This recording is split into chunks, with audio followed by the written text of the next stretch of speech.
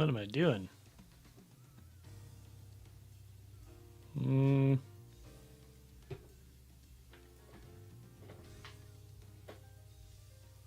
Okay.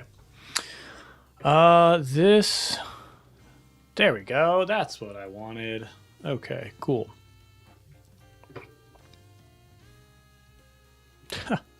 And I messed something up. Okay, 1 second. Let's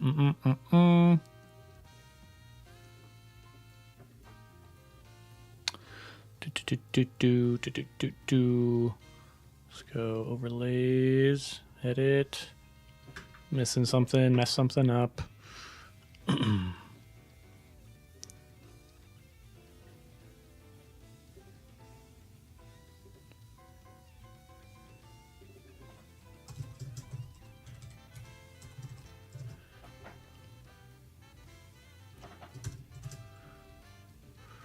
Okay. Save that. Cool. Much better. Okay, let's see. So I want to look at SolidJS. I want to look at SolidStart. That's what I want. So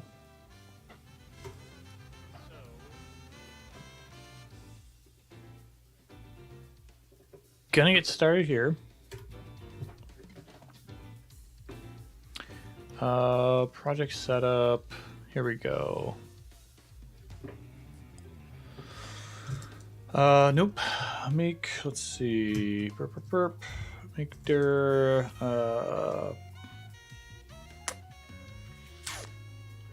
What am I gonna make with SolidStart?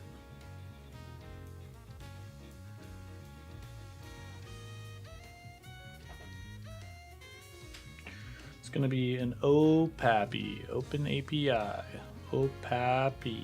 That's what I want. CD OPAPI, and then gonna follow this tutorial.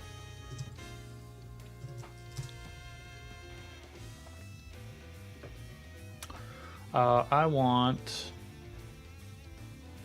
wish I could pick different things to add to it. But we'll start with bare. Server-side rendering, yes. Use TypeScript, no. Cool.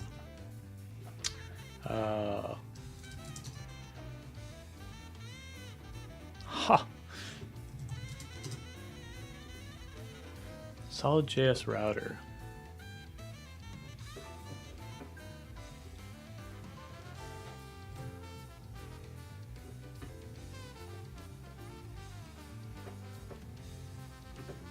So we have a problem with the SolidJS router here.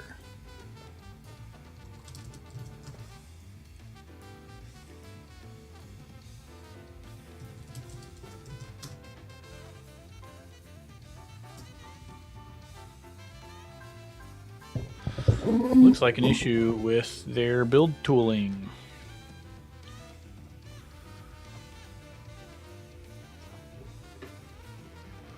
Okay, that's set up. Let's go ahead and install everything, and then go ahead and reinstall the router. It looks like it works. Cool.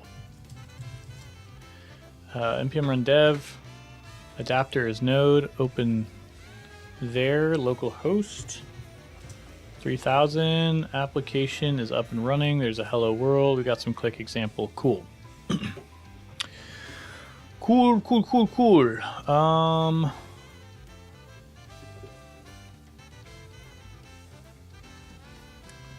All right, so what I want to do, we can get rid of the package.json.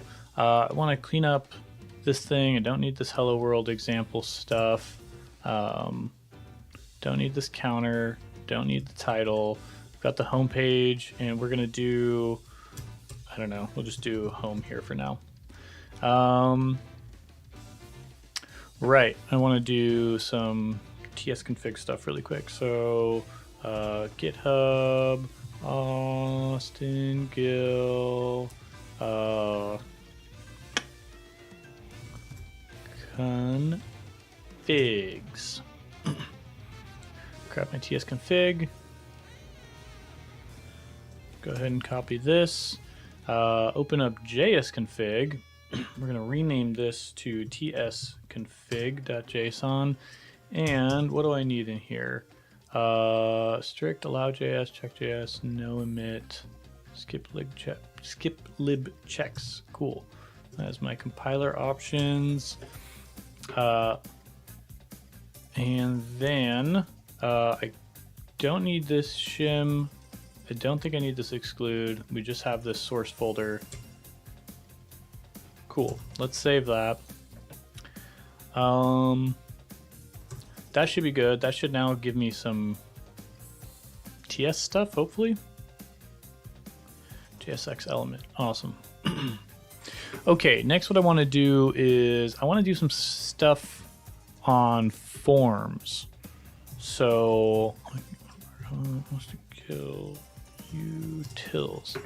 So what I want to do is play around with this idea of, well, first let me have a form, I guess. Let's go with form action. We're going to leave undefined.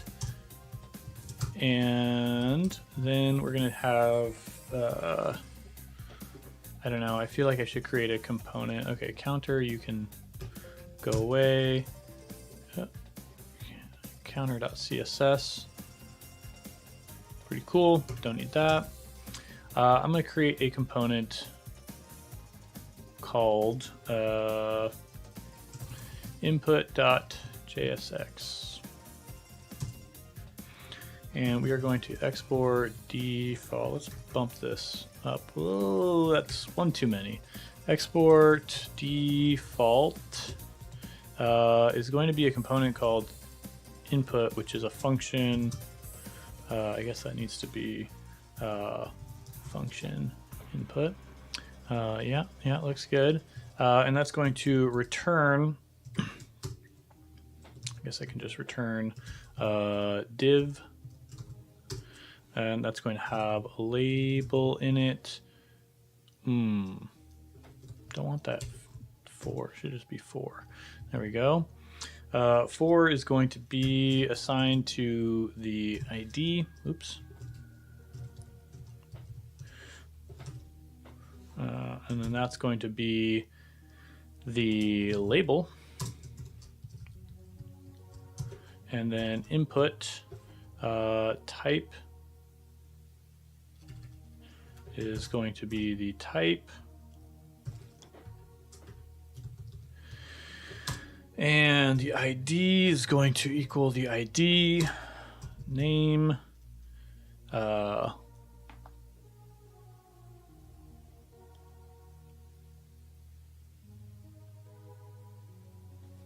Name, I think I'm going to get to as well, but name is going to be name. HTML, let's see. Okay, that's weird. And then we have ID name type, and then whatever other props are going to be. All right, something like that. I'd have to do this thing. Doop.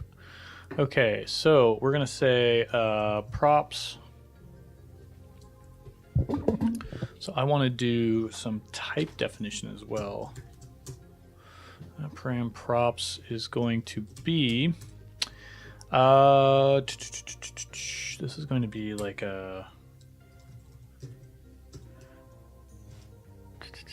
from solidjs.jsx.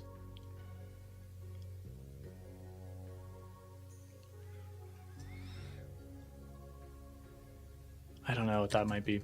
But basically needs to extend that.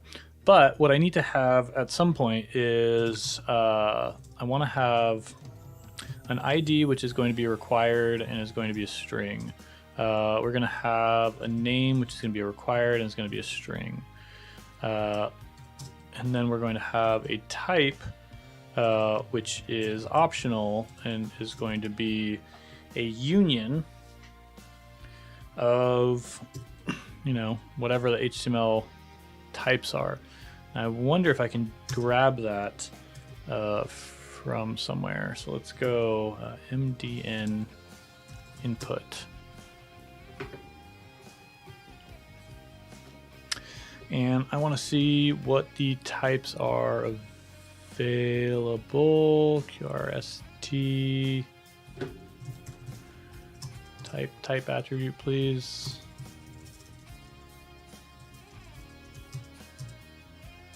Is the type input types? No? Okay, how about okay, let's see if I can do this. First off, let's see if this is gonna even like suggest to me something. No, it's not. Cool. Input HTML element tags dot input HTML JSX input HTML attributes. Let's see if I can do this.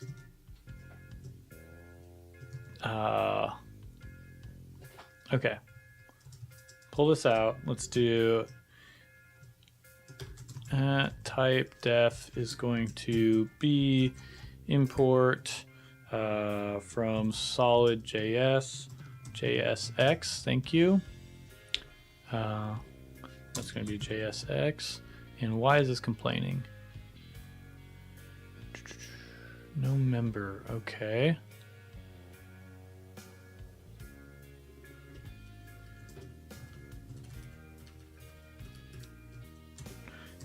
Type JSX.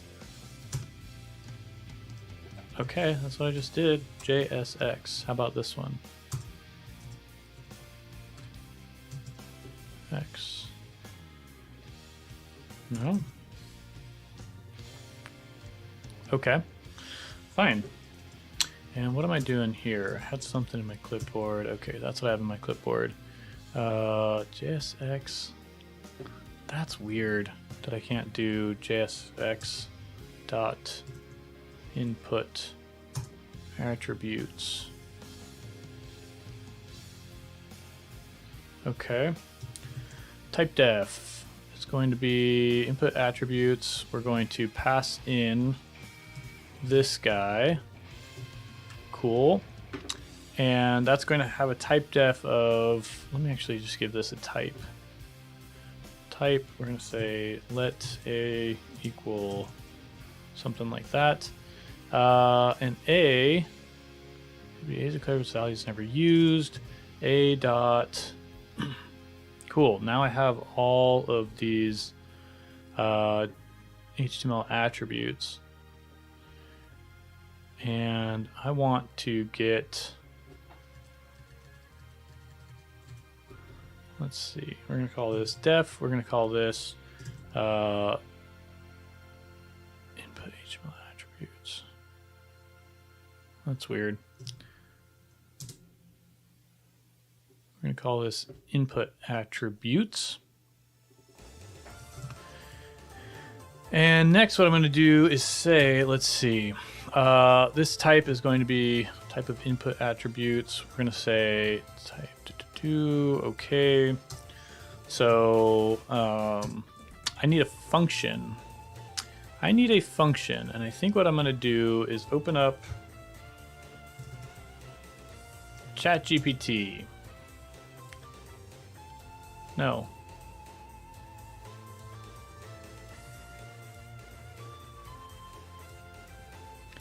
I want, I guess then I'd have to log in. Am I logged in? Let's log in. I'm going to bring this screen over here. We're going to say, see if we can log in there.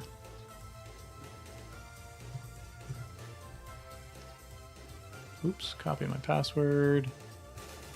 Paste it in, log in.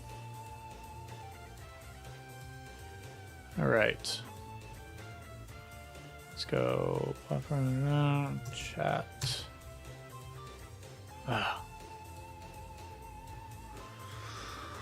Okay, where's chat? There we go. Chat. Let's see.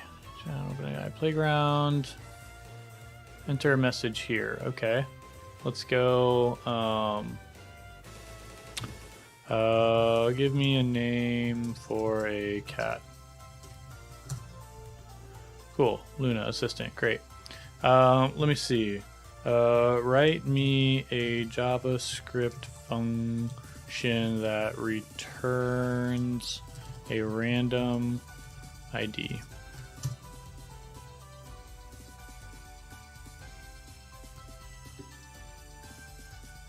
I don't know why I'm doing this.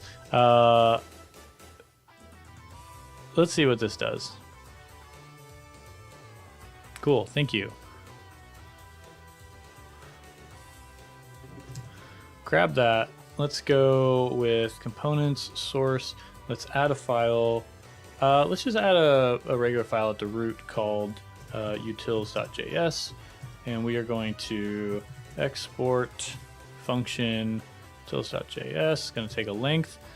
Let's see how this compares to one that I wrote myself. GitHub Austin Gill /utils. Let's go JS random string. There we go. Looks pretty similar. Okay, random string takes a length. I provide the allowed characters, but it gives me a result. It gives me those are characters. That's character length. Okay, right. I take the allowed and I basically do the same thing. So that's cool. We're going to keep mine. And we're going to do export function, random string. Cool. Get that. Awesome. Now I have this in here. We're going to say import from please stop utils.js. We're going to get a random string. We're going to say that the const ID is going to equal props.id. ID is also going to be not a required thing. Props.id, check if it's nully. Otherwise, it's going to be random string with a length of 6. Okay, label. We're going to say props.label. Actually, I'm going to say, oops.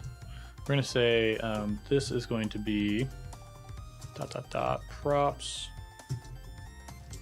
And we're going to say that we're going to grab the name. We're also going to grab the label. Oops.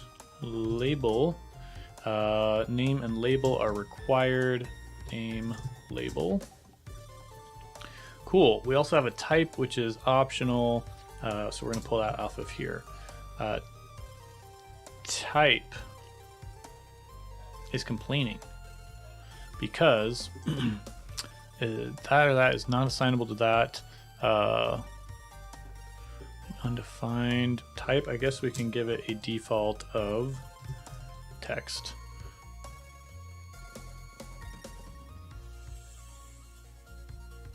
Okay, and this is where I have a little bit of a type difference here. So what I want to figure out is this at, there we go, and I want type. Okay, now it's the same. Cool, type is string, awesome. And it's saying it's just a string. See, that's annoying, that's dumb. So it can be a string. I wonder if I can do like, oops. I wonder if I can do something that's like test or a string. So now is this going to, let me see if I have the problem first. Problem I'm trying to solve first. Okay, we've got that. I want to import. I also want to go into my components and I want to add a file here. It's going to be index.js, and we are going to export default as input from /input.jsx. Cool. So that allows me to import from /components index. Just import from components. That should be fine. And I should get my input. Finally, I can do my input, and my input needs some things. It needs a label, which is going to be prompt. It needs a name, which is going to be prompt.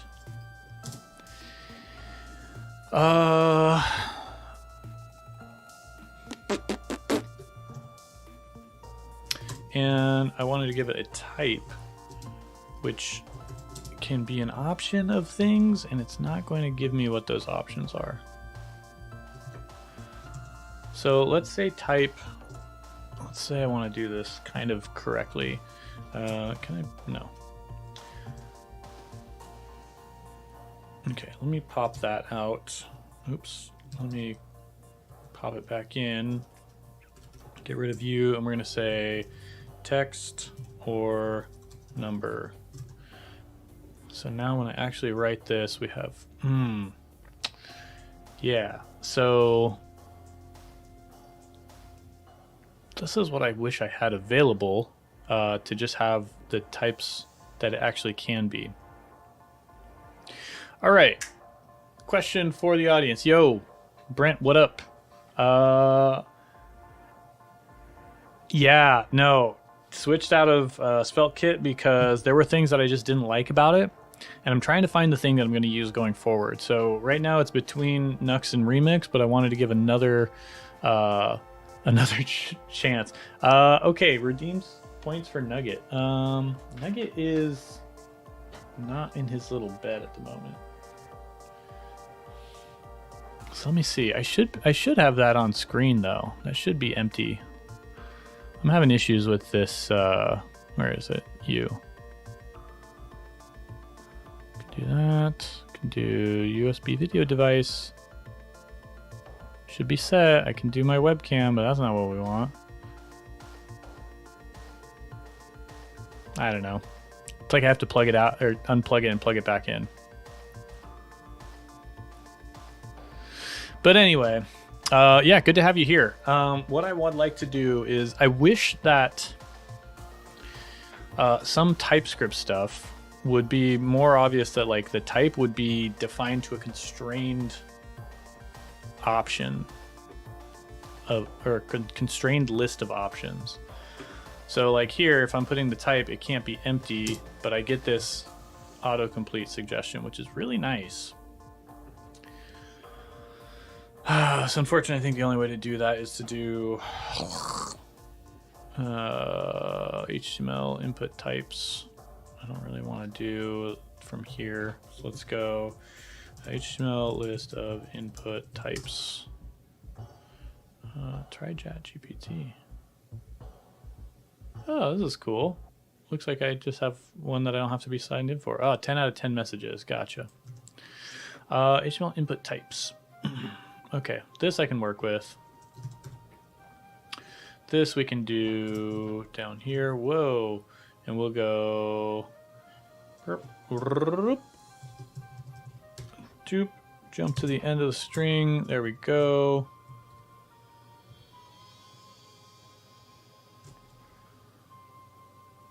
No, then what we're gonna do is oops. Grab each one, put a pipe before it, remove that, and then I basically have what I'm looking for. So grab this string, paste it there. That's my list of input attributes. That means I don't need this guy.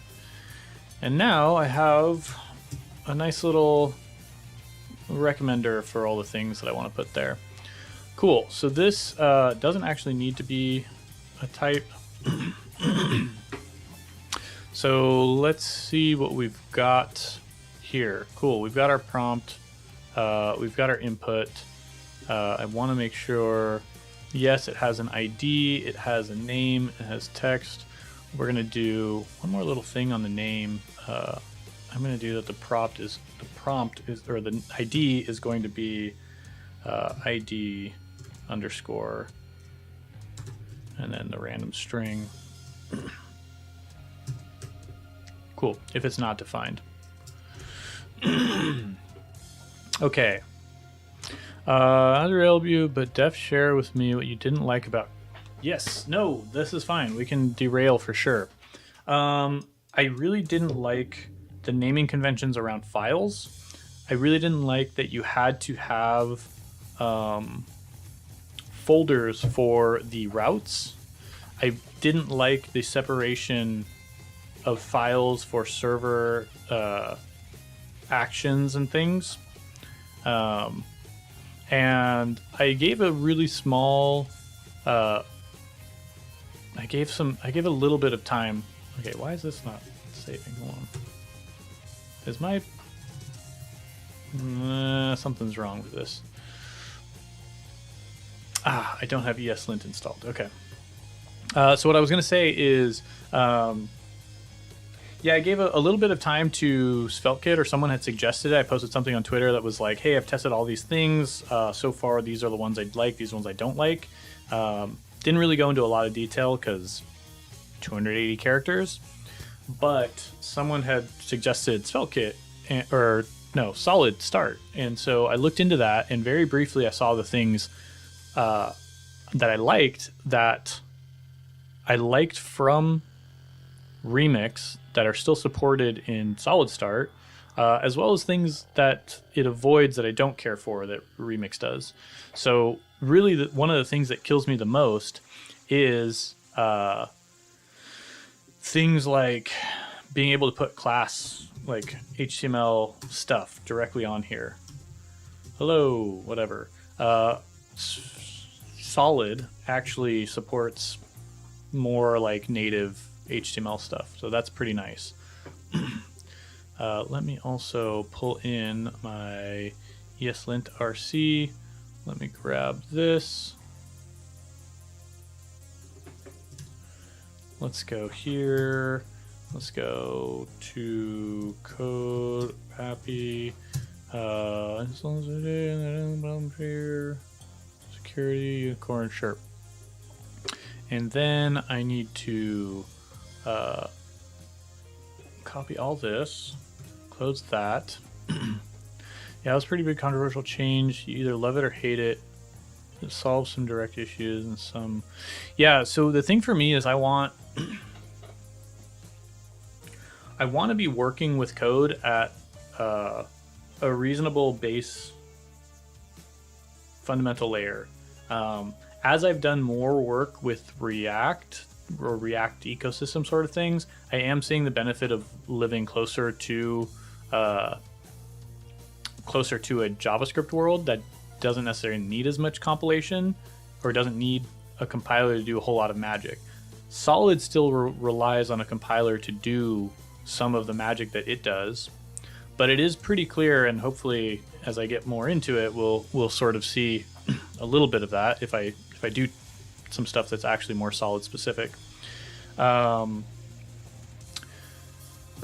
I noticed that I lived so long in the Vue ecosystem and got over I spent enough time that I got over some of the learning curve stuff, and you just kind of you just develop blinders for the things that are friction points in whatever tool you use, right? Whatever, when all you have is a hammer, everything becomes a nail or whatever. So I don't want to do that. I want to live in a world that's kind of closer to the fundamentals, and that applies to build tooling and setup and things that I can, and the code and sort of everything, so that when I have people join my team, or when I more likely come back to the project 6 months later, I don't have to relearn how to do it, because I really value transitional knowledge, transferable knowledge. So I really like being able to know what I know about fundamentals and take that to whatever project I'm working on. yeah, so far SolidJS has been a really good, at least what I've seen in the docs and like played around with very briefly, has been a really good option for what I want to do. It also has better TypeScript support than what I've been having. Like I've been struggling with Vue on some things. So, you know, we'll try this. Anyway, what we're doing here is doing a .es ESLint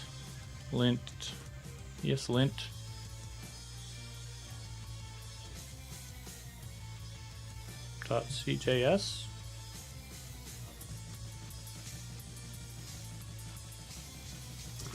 Well, let me start with that. How do you configure is it ESLint config? ESLint config. No, it's not. All right. Is it ESLint RS? Oh man, what is the name? Okay, ESLint config file RC, ESLint RC, ESLint RC. There it is. Okay, so what do we have here? I have all of these things installed. I don't have these ones. I may want this JSX accessibility one, but we'll get to that. And we'll see how that looks so far. Okay, so now if I close that and ESLint, restart ESLint server, hopefully. Nope.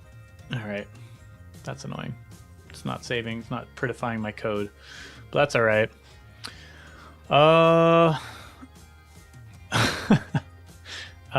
Bird incoming from my right. Wait, what's going on? Oh yeah, wait. Do some stuff again? Am I missing something? Level 80 dev. Hello there. You were wondering if it would be possible for me to utilize JSX input HTML attributes as input, or is there something you might be overlooking? So yeah, I had that at some point. This guy, right? Let me copy this. Burp. Burp. So you were asking, is there something? Yeah, we're off on a great start. Is it possible to utilize JSX input HTML attributes, HTML input element? There's something you're missing. So this would be like, this is kind of the question. I mean, I guess you maybe could, right? Because now this is saying I don't have any of those other attributes available. So it would be nice if we did something like these input attributes. No, sorry, wrong thing. Put it in the wrong place. If we did this input attributes and combine that, combine that with what we want to define as our props, such that now when we come here, we get all of those auto suggest things. Yes, that was a good call. The only thing that was missing for me was this type, and with the HTML attributes, you don't get this autocomplete. So good idea. We'll do that. I think that's the right approach, is to combine these using a, it's not a union, it is, I forget what this is called. And you're saying, yeah, just put it as type of your component input. Yes, I could. I'm basically using TypeScript, and I also have no complaints about what I'm using. I like having this here instead of here. And I'm pretty sure I could use TypeScript in this anyway. So the point being that yes, we could use this as our prop types, but we have to be really careful about this, because what I'm returning here in the as my component is not actually an input. So I'm treating it as an input, but in fact, it's a div under the hood, and all of the props are going to be passed onto the input itself. So it's good to make those available, but I also want to modify some things. If I left it just as the HTML inputs, I would miss things like the label. Like a label is not a thing on inputs. It's not an attribute on inputs, but I want that because I want the label to be defined. And I also have things like an ID. I can make that optional, but I want to guarantee that an ID is made available so that I can connect these two. Hopefully that makes sense. Will I ever learn to just say yes, just to annoy? Oh, just to annoy you, suck it. You just to annoy you, so suck it. Label input props equals props.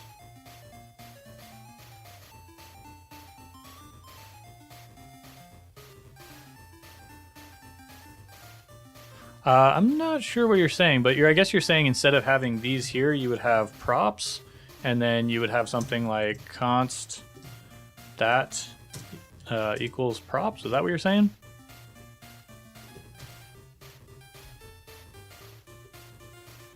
And then you could have another property specifically called input props. That would be the props for the input. Yes, you could do that. I know you don't mind, Stony. You're actually really good company.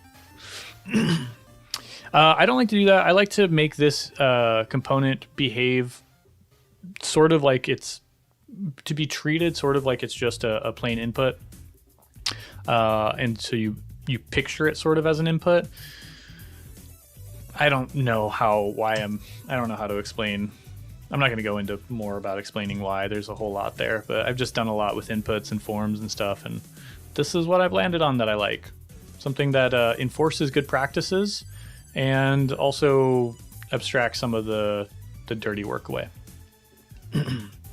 So we have this, we have our prop. We're actually going to modify this a bit, and here we're going to get into some SolidJS stuff. So I need solidjs.com because again, I'm kind of learning this, and we're going to go with the API.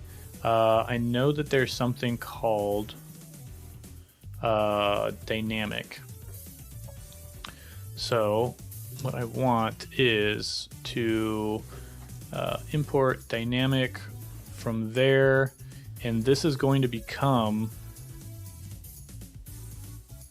do I want to do this? No, I don't think I want to do this actually.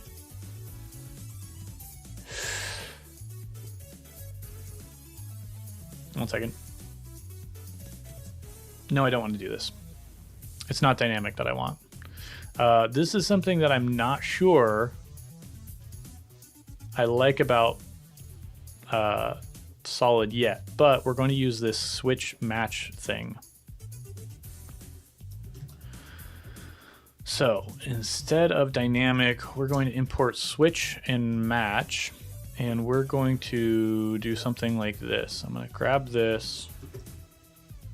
What we're going to return here, we'll have the label, that's fine. And then we're going to have default or fallback is going to be this.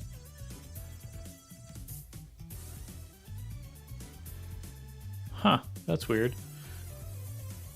That looks like a bug. When the type equals text area, we're going to output a text area.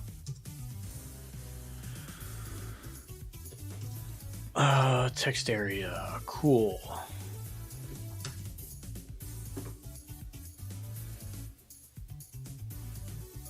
What's this complaining about? Comparison between unintentional because the types have no overlap. Right, because this should also have the option of a text area. Cool. Okay, so I think what we're going to do here is basically check if it's a text area, and if it is, we'll output a text area, and otherwise we'll output an input with that type. Eventually this will have to adapt to contain select and then do some other logic for radios and checkboxes and stuff. But yeah, if you ever combine two jobs that belong together and it's saving you 20 minutes over 145 of them, no, I've spent a lot. I've spent about 145 minutes working on something to save me 20 minutes ultimately. Cool. So what I want to do here now is I want this prompt to be a label of prompt, a name of prompt, and I want this type to equal text area. And hopefully, cool, we got that right. Awesome. I feel like I need some styles. How do we feel about styles? Open to go with different directions here on styling. We can do Tailwind, we can do plain CSS. You tell me. Probably plain CSS is going to end up looking a lot like Tailwind anyway, because I really like utility classes, but I don't love Tailwind's naming conventions. So you guys decide. We're going to do this prompt, and now what I want to do is start getting into the no, before we get into the OpenAI stuff, I want to do this other thing that I want to play around with around forms. And that is going to be, let's see, we can close that, we can close that. This file doesn't exist. That's weird. We do want to do that. I want to see inside of routes, I want to just check something. About is going to have a 404. This is pretty cool. I want to see if this actually, okay, so this 404 status, that's pretty cool because I think that that's coming from this component, setting an HTTP status code, which is like the default fallback component, like a catch-all component called 404. I don't know. Can probably do a similar thing for, you can probably do a similar thing for like 500 other status codes. I don't know how those would work if we get a 500. I'm not going to worry about that. What I wanted to see was if we take this and we rename it about, whoops, and we rename it about.jsx. Sure, that looks fine. Looks like we get the about. So we get index, we get about. Cool. That was the thing that I didn't love about SvelteKit was the routing. I do like the routing based on file name and or folder name. Okay, so what I wanted to do was get into this entry client, and I want to share something that I had kind of like worked on my own. Is we are going to make a validation logic that is going to work for every single form on a website, regardless whether they came from another library, whether they're in the HTML of the website to begin with, so server-side rendered and no client-side rendering, so inside or outside of Svelte, inside or outside if you're doing multiple different JavaScript frameworks, like what is it called? Micro framework or micro front ends, regardless whether you're using Material UI or some other library. I want this to work across everything. And I want it to work, it's going to be a little bit magical in that you're not actually going to have to do anything except for create the form. So no importing libraries into your components, no having a custom special component like this input that handles its own thing. It's going to work outside of this even. So what we're going to do is on the entry client, this is the JavaScript that runs just when the page mounts. Hello.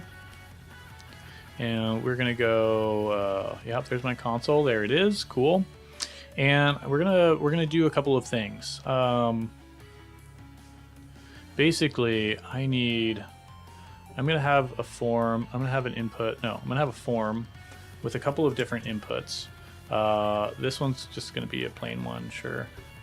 And this one's gonna be required, and this one's going to be, I don't know, we'll do another regular input. This one's going to be type equal to email. Hey now, hold on. Where's my auto suggest? Oh, there it is. Okay, type is going to be equal to email. Cool. Awesome. There's my thing. Basically what I want is for this to work on any form is when I submit it, I want to have this same logic without this same UI. So first things first, we're going to do something kind of cool. What are we going to do? I want to tap into a field, an event listener that I recently learned about, which is called, well, step back. So what we're going to do is add validation to every single input of every single form of every single page. So you may think that we do something like document dot query selector all, and then we want to get every input, right? And then we do something like, I don't know, loop over like for each, and then add an event listener. Actually, yeah, let's go ahead and do that. For each, we're going to take the input and then input dot add event listener. And I don't know, we'll do blur for now, right? Add event listener blur, and then that's going to take the event. And what I want to do is say console log. This will be my validation logic.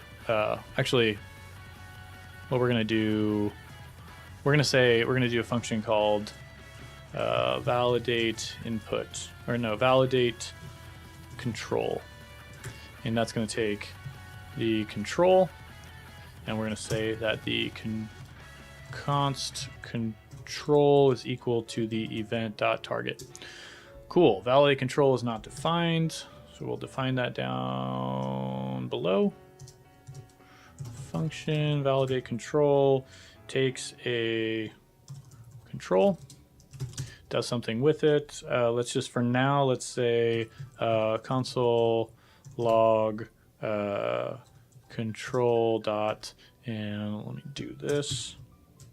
This is going to be an HTML input, input element, or an HTML text area element, or an HTML select element. Cool. So that means we can do control dot check validity. Actually, what we'll do is control dot report validity. So cool.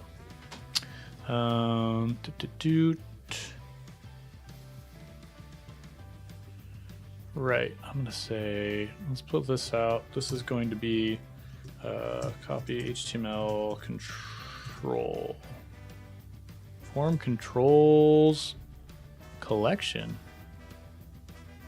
HTML form controls collection. What is that? Control dot item dot length. Huh. I don't know what that is. But no, we're gonna do that. This is a HTML form control. It's an unnamed thing, so we're going to name it. Type of this is going to be an HTML form control. This is a type definition, HTML form control. Cool. So an HTML form control can either be an input, a text area, or a select element. This, we're now going to say that the type is HTML form control. That is a control. That is complaining because it could technically be null. I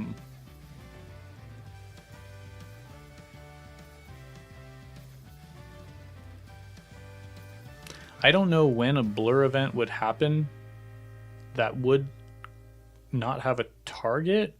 I mean, I guess you could execute a synthetic event, a synthetic blur event that would not have a target. Maybe. So we'll just say like if there's not a control, then we'll return. And now this is complaining null is not assignable to type that. Okay. All right. This is where the this is where JS docs is not as good as TypeScript. And that's because we have to do this syntax where you cast what this target is using this syntax, including the parentheses. Well, whatever. Okay. Cool. So we have this event listener. Every time that we blur an input, it's going to check if it's valid, and if not, it's going to report the validity state and show this thing. So when I blur, it's going to basically what's happening is I have this thing input focused. I hit tab, which causes me to blur, which triggers the validation, which triggers report validity, which focuses back on the input and suggests that or shows that prompt. It's not quite what we want, but here's the problem with what we've built is we have 3 inputs. Oh man, this is a terrible thing. Let's not do report validity. Let's just do check validity. So here's the problem with what we have is right now this only runs. Huh, it's not working on text area. That's because it's valid. It is working on text area. Yeah, this is working. I think that's working. Anyway, the problem is when we're using dynamic front-end tooling or UI frameworks, this code is going to run only when the page mounts. It's going to grab all of the inputs. Oh, it's not running on text area, duh. It's going to grab all the inputs on the page, and then it's going to add the event listener to the input, and that's it. But as we hide and show different inputs, those DOM nodes are being added and removed from the page. And if you're doing client-side navigation, that's like single page mode, client-side navigation, those inputs might be added to the page and removed from the page on demand, and they won't be there when this code runs. Now the solution to that might be, well, yeah, you don't run it on a client-side mount, you run it when the component mounts, and then you add the event listener to the individual input as it mounts, and then you clean it up when it unmounts. Problem with that is if I have 1,000 inputs on a page, well, 1,000 is a lot. If I have 100 inputs on a page, I have 100 event listeners being added to the page, and when I navigate away or whatever, those have to be removed, which is a concern for performance and things like that. So that introduces a concept of event delegation. So anyone here, show of hands, heard of event delegation, uses event delegation? It's pretty fascinating. Event delegation might say, well, okay, what if instead of adding the event listener to the input, what if we go up and we add it to every single form, and then every time the form receives a blur event, we can figure out which input triggered that event, because events bubble up. So it's going to start at the input, and then it's going to trigger a blur event on this div, and then it's going to trigger a blur event on this form all the way up. So you can say, well, if I have an event listener on the form, we can listen for when that event when the event is captured by the form, right? And then if a form is listening, then as long as the form is on the page when the event listener is attached, inputs can be added or removed anytime from that form, and the form will still always have the event listener attached. Well, take that concept and expand it to the entire window. So now we can say, hey, let's do this. Document, instead of this, we can say, cool, let's get rid of this. Let's get rid of this. Let's say window.add event listener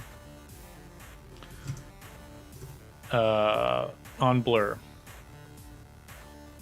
That's neat, but also cheating. Yeah. So see, I've already gotten rid of some code, right? I don't even have looking for the DOM nodes. Now we have an event listener on blur, and we can say, cool. Let me reload just to be sure. As I blur, I don't get anything, and that's because I didn't quite get this right. What's happening is, yeah, control check validity is not a function. That's fine. We'll cover that in a moment. I'm missing one little thing, is that the blur event is going to stop propagation as it bubbles up or something like that. So what we need to do is pass a second parameter where we say that we want to run this on the capture phase. So the way events in JavaScript work is they capture on the way down and then they bubble on the way up. I'm not going to go into detail about how that works, but basically we say this event listener should be run during the capture phase. So it starts at the window. And now, yep, that's expected. Now that we're on the inputs, we can report their validity state as we're bumping through. Other cool thing here is, remember how that text area wasn't being captured before because I was only targeting inputs? Now it is. Downside of this is now also anything else that has anything else that can trigger a blur event is also going to trigger this. So the trick with event delegation is you have to make sure that you're targeting the right thing. So we have to add another filter here, and we say if control dot local name is not equal what we want, we're going to say something like this. We're going to say cool const form controls. Actually, I probably don't need that. Let's do. Oh my gosh, I know this song. Yes, this is from Super Smash Bros. Awesome. So we're going to have an array. Do I have an array? No, I'm going to do a new set. If... yeah, I want to pull it out of here. I don't want this. I don't want the event listener. I don't want to recreate this variable every time. So I'm going to say const form.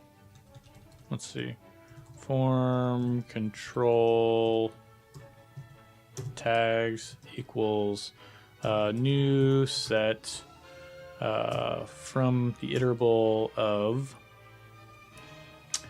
input text area and select. Then we're going to say if not form control or tags dot has the name, then we're going to return. Okay, so that should get us past. So we're not running it on anything but form controls. Cool, it's working. Yep. So I can also, whoops, I can also bump this up. Then what we need to do, what's the next thing?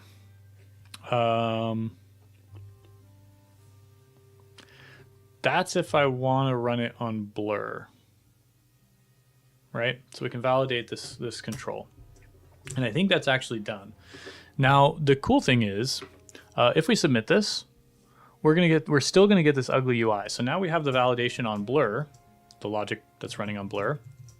But we also want to do it when a form is submitted. And there's a couple of ways we could do this. We could tell the browser to listen to a submit event. Unfortunately, if a form is invalid, the submit event is not actually run. We can test that by saying, cool, let's apply the same logic. Now we're doing it on inputs. Let's do it on submit, right? So we're going to say the form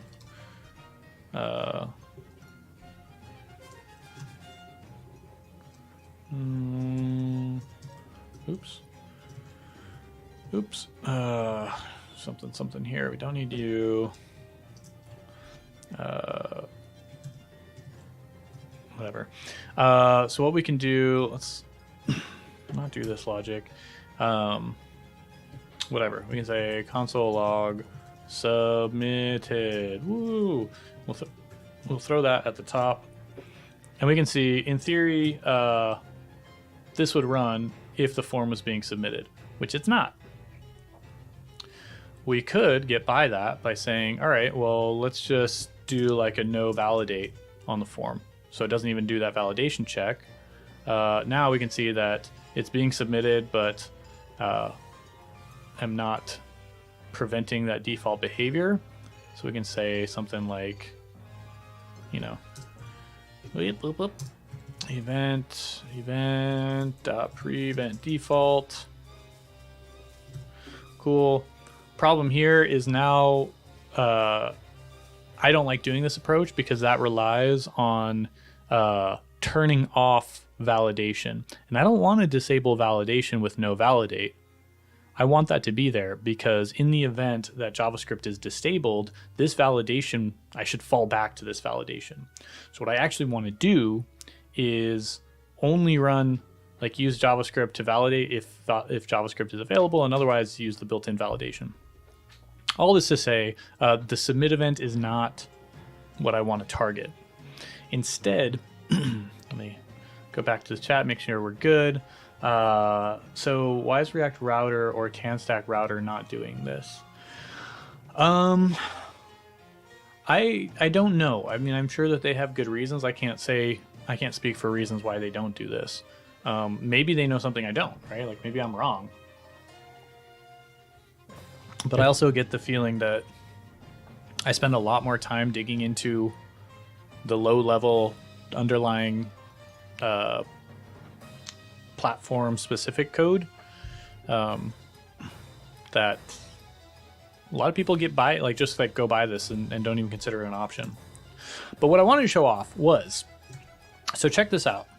Instead of doing this on submit, right, and preventing this default behavior, let's not turn this no validate on, right? Let's keep this form doing its validation. But what we can do is actually, when an input is ever, when a form or an input is ever checked for its validation state, it actually triggers an event called invalid. You have 901 event listeners on your page right now. I have 2. And they're going to handle every single form validation on my entire application from now to eternity. Maybe not. Maybe not. I want to play around with this because I want to see where it breaks. I haven't tested this enough. Okay, so what I want to show off is this invalid event. We can do this. We also have to do this capture thing because we want to get to it before it reaches the input. And I'm going to say on this event, we're going to say, once again, this is going to be a form control. Beep. Oops. I'm going to say this is a form control. Boop, boop. And what I want to do is add event listener invalid. I'm going to do something like, I don't know, console log. Well, we'll do this. We'll do the control dot validity. No, validity. And I guess this should probably go on top. Okay, so what's going to happen is, as I bounce through these, we're going to trigger the blur event, right? Whoa, where is this valid? Okay. As I bump through these, yes. So this is pretty interesting. That gave away something that I didn't want to give away. But when I hit submit here, what's going to happen is the browser is going to check the validity state of each input. And as it gets to each one, it's actually going to trigger what's called this invalid event.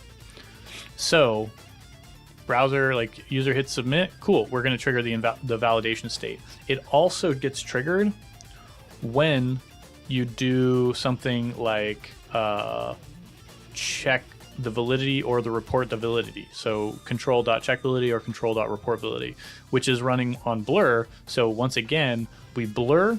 When we blur, that's going to trigger an invalid state, assuming that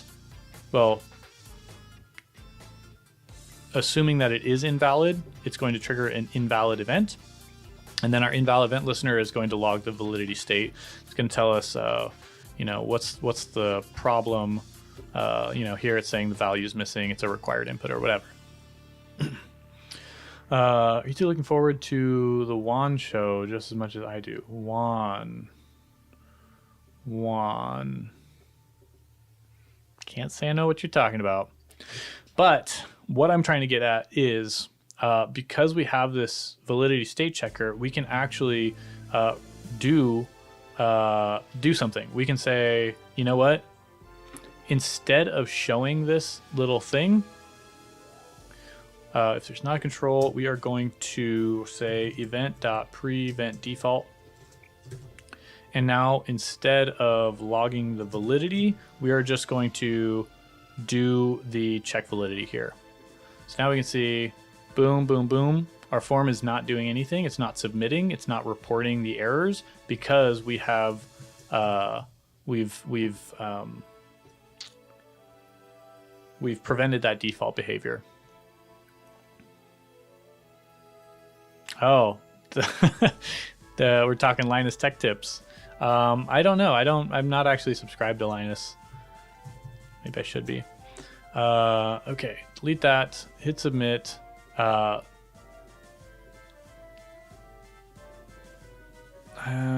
feel like that should actually be calling. Oh, right. So we're adding the event listener. We're preventing the default behavior, and then I forgot that we actually want to call our custom validator. So now we have our custom validator running on Blur and on this invalid event. So that we can say when we submit, we have something, maximum call stack size exceeded. Okay, that's because I'm reporting validity, which is re-triggering the validation state. So we're getting in an infinite loop here. I'm checking for invalid state, which is calling validate control, which is checking validation state, which is triggering an invalid event, which is calling validate control. Okay, all that aside, I'm actually going to get by this and just copy and paste some code. That I have in my demo project. So we're gonna replace this. This should actually be validate control. This is the control. Okay, input.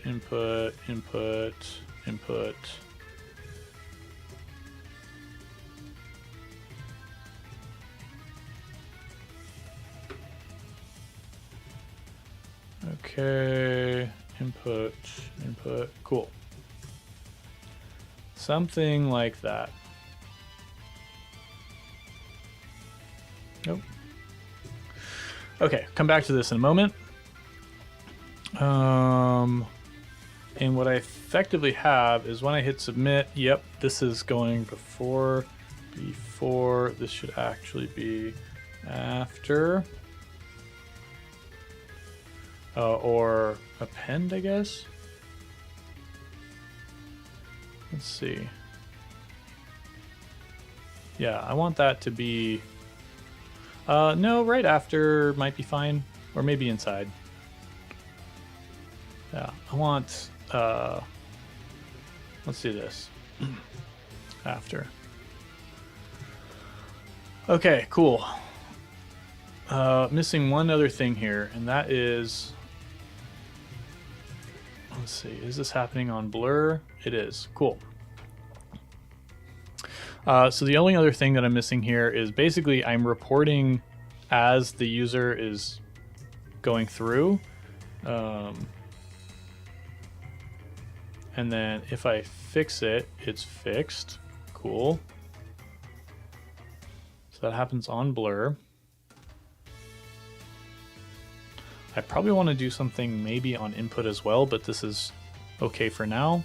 And then when I hit submit, it also runs. Cool. So let's walk through what this actually does, because it's a lot. So I'm just talking about running the business or some other topics that are good to know if you plan to start a business. I've thought about it, like building a little side project that will eventually become a business. I think what I want to do is maybe, I don't know, maybe build the business first, which I know is controversial or maybe a mistake. But anyway, what we're going to do is walk through this code really quick. So what I have here is a function that validates a form control, and it expects to receive a form control, either the DOM node, so input, select, text area. What it's going to do is it's going to first capture the ID, and if that ID doesn't exist, then it's going to generate one for us. And then it's going to assign, like basically reassign that ID onto the input element. The reason we need that is because, we'll see in a moment, is because I need something that's going to be static. So this function is going to run several times, and I need to be able to reference the same. I need to be able to reference the same data, the same ID, and the DOM will be the source of truth for that. Because we also want to generate an ID for an element where we're going to place our errors. The reason why we need to do that is because we want the input. Let's see. We want this input element to have a described by attribute that corresponds to the DOM node that has the errors. So we're going to say the described by, this input is described by this DOM node or this div, and this div, needs that ID which corresponds to the ARIA described by. So we do that. That's going to be the descriptors. We also have to account for any ARIA described by attributes that already are on the element. So we basically want to grab the existing ones, separate them by spaces because it can have more than one described by attribute or like ID. And then we basically want to filter out any that include the existing error ID because that could already be there. Essentially, we're going to be adding it and removing it as needed. Next, we capture the validation state on the control. We set the state of the control as being valid. So we say the ARIA invalid is false. And we remove the DOM node where our errors exist from if they existed there previously. Next, we do the validation checks and we say, hey, is this valid? If not, if it is invalid, go ahead and set ARIA invalid to true, create a collection for the errors, create the DOM node that those errors are going to live in, give it the ID that we want to add to it, give it a class name, and then we go through each individual validator, such as if it's required, the corresponding validity state property is value missing. We basically check if it's required, if it's the wrong type, if it's min max is wrong, if it's too short or too long, this is that. All the things that correspond to the existing HTML attributes. Then what we do is we write an error for it. We give some option for users to define their own custom errors. This is important, particularly for the pattern mismatch, because if I say, if I want to create a password that has to be like a custom pattern that's like minimum 8 length, upper and lowercase characters, has to have a number or something like that, I can do that with a regex pattern matcher. But I probably want to be a little bit more descriptive than something like, hey, the pattern doesn't match. So we have a generic error that we can use, but we can also use HTML attributes to provide custom errors on a case-by-case scenario. So for example, this one says field is required. That's the generic error. If I want to say something like data dash, what was it? Error required is poop, something like that. I can give it a custom error message. It just says poop. Cool. Pretty handy. Get rid of that. And lastly, lastly, we put all of the errors together. We add the error ID to the list of ARIA described by attributes, and then we append the error container. and then we add the aria described by with the list of existing aria described by attributes. Hopefully that makes sense. It was kind of a lot, but it's just like a custom validator. I'll post a link to it. Here, let's do GitHub, Austin Gill, utils. So I'll post a link to it if someone wants to look through it.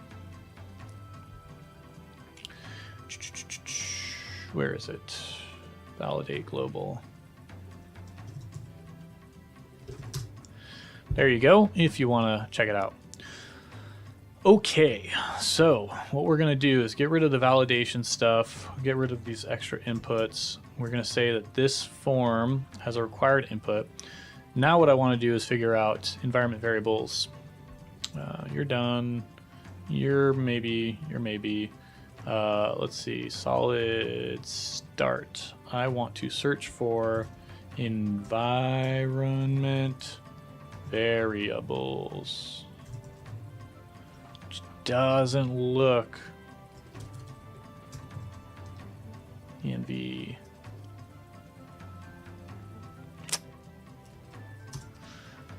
Let's see.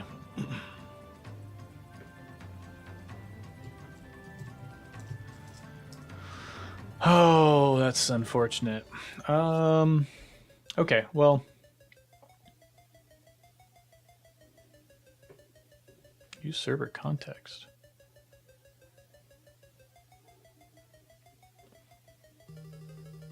That's cool. All right, let's see if we can figure out environment variables in Solid. Basically what I want is a way for me to put .env in here. We're going to start by doing vit test equals something. This syntax, I feel pretty sure, is going to give me the option to use it. Let's do also test. I think I may need to use .env, which this is probably going to be where I use it. So let's go ahead. Whoa, what happened there? Ah, could not resolve. Oh, son of a gun. Okay, this is the problem. Okay, npm rm, and then we'll install all these other things.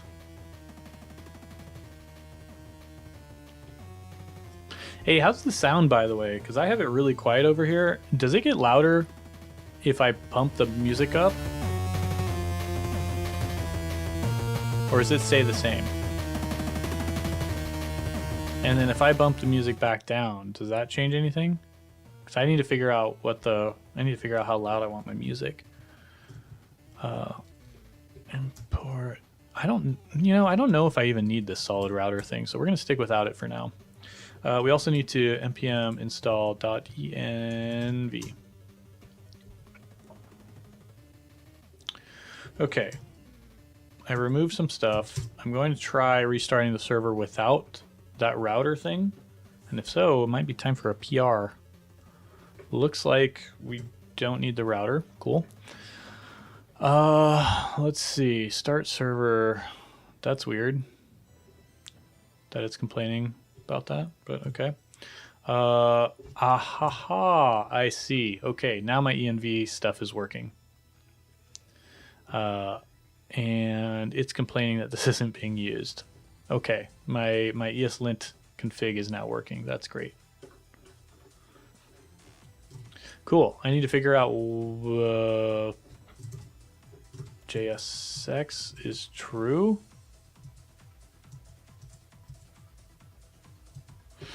All right, well, I don't know why it's complaining about this not being used.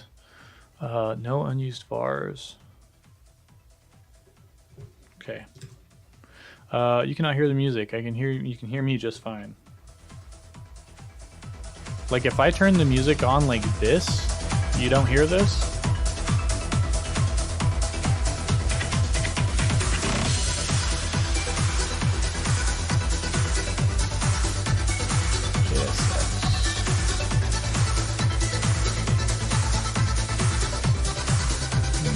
variables with React. Okay. Bars. Okay.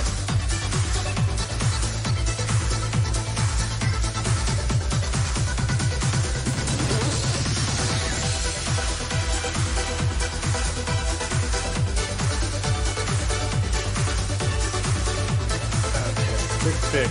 Bars, ignore pattern, React. Rules.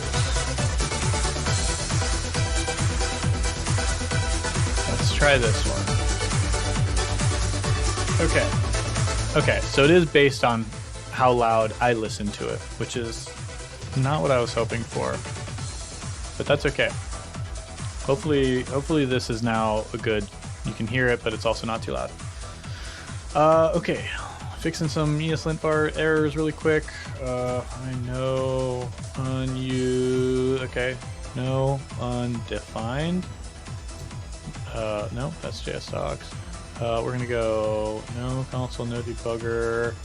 Here we go. No unused vars. Error. Vars ignore pattern is React. Hopefully that didn't work. Okay, that's not the solution.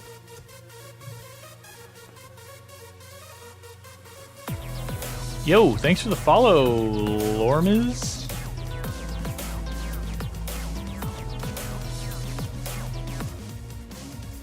And Stony, you're saying you're applying in React in React you're not supposed to touch the DOM yourself. Is Solid different in that aspect?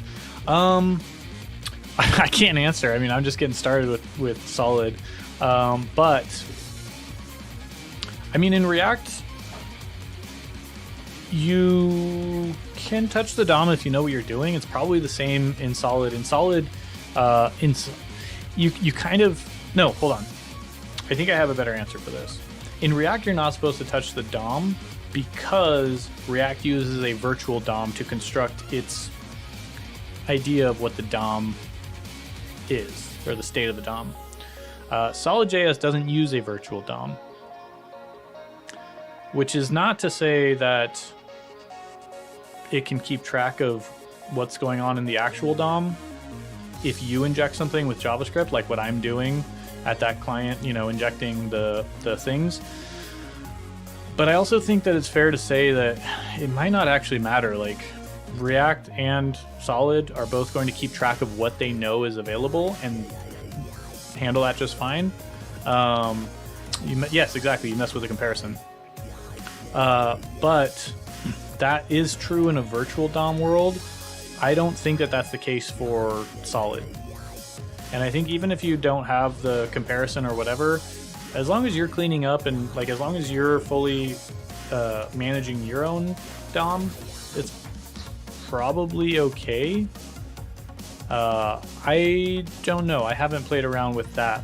Maybe that's a good rough edge to be aware of. Let me get this. Let me get this ESLint thing sorted because this is really gonna annoy me. Okay, extends plugin React recommended. Fine.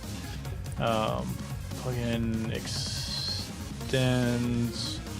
I'll throw it down there. React recommended. It's gonna complain that it doesn't exist. So now we need to. What is it? ESLint plugin React.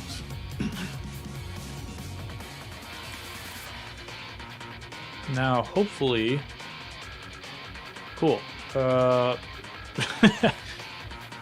React must be in scope and using JSX. Okay. ESLint plugin solid. So annoying. ESLint plugin solid. Cool.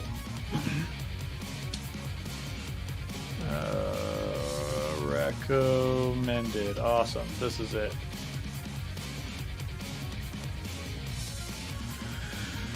Oh, modern web development is fun. Remove React.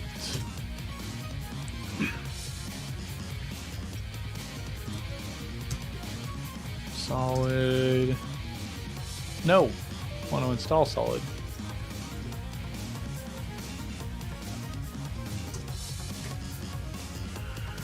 Okay, and then okay, Solid. There we go. Cool. That should be good. Hey, look at that.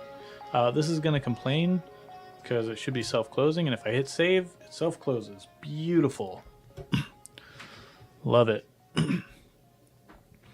Yeah, only 10,000 ways to find out the hard way.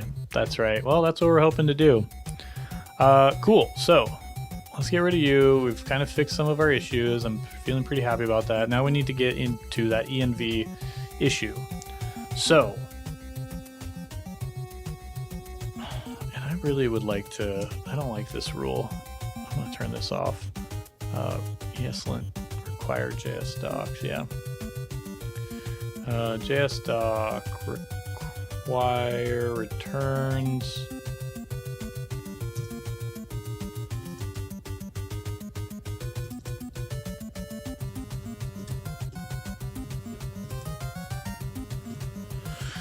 Okay, cool. Now I can hit save, and that's perfectly fine. That's my happy place. I'm not interfering with what I'm trying to do. Okay, so now what we need to do is do some code that only is going to run on the server. And that is where SolidStart's create server action is going to live. I want to submit this form. Sure, let's copy that, remove that. Okay, let's do this. We don't need the redirect. We don't know if we need all this. Get rid of that. Get rid of this. And here's where things get kind of interesting. Okay, we have await Prisma. We don't need Prisma. We don't need to get logged in user. I think we'll deal with this in a moment. This needs to be a response object, which has the response object has the data, and then the content here, which could be like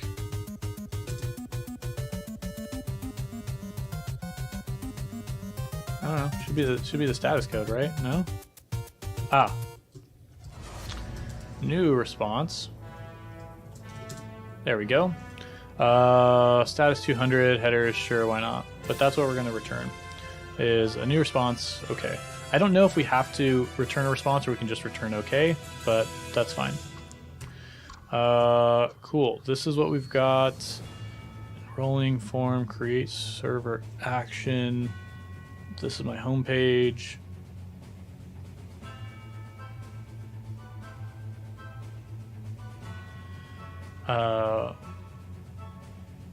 Okay, and what I want to do is figure out, let's console log server. That should be the action. It's a function here. So now we're going to log here. We're going to submit this. We're going to say the field is required. Submit it. We're going to get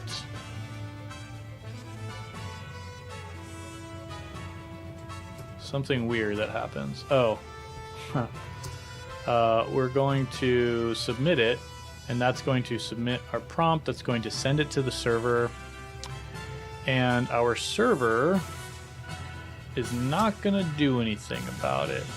Awesome. And why is that?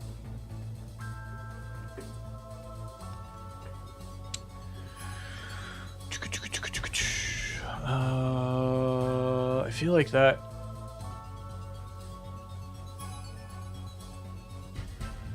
At this point, it's just throwing something out into the ether. I think I might know why. So the interesting thing here is, first of all,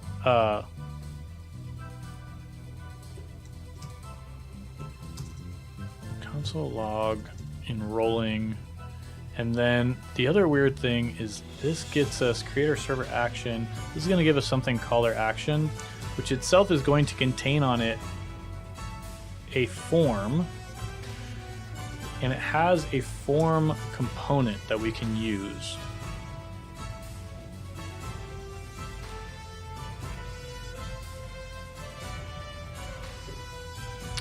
This, I'm gonna log from the server. I'm gonna see if I can log this information and where this information actually logs from. Okay, action form. Action form does not have any construct call signature. Okay, what do you need? Ref? No. Complaining about JSX action.form does not have any construct or call signatures. Okay, that's fine, I think. Okay, so we got the, what do we get here? We got the enrolling information, which is here, that contains the status of the request. When we submit the, okay, all right, fine. You can go away, thank you. When we submit this, we no longer get a network request here. We submit again, we do get the network request here.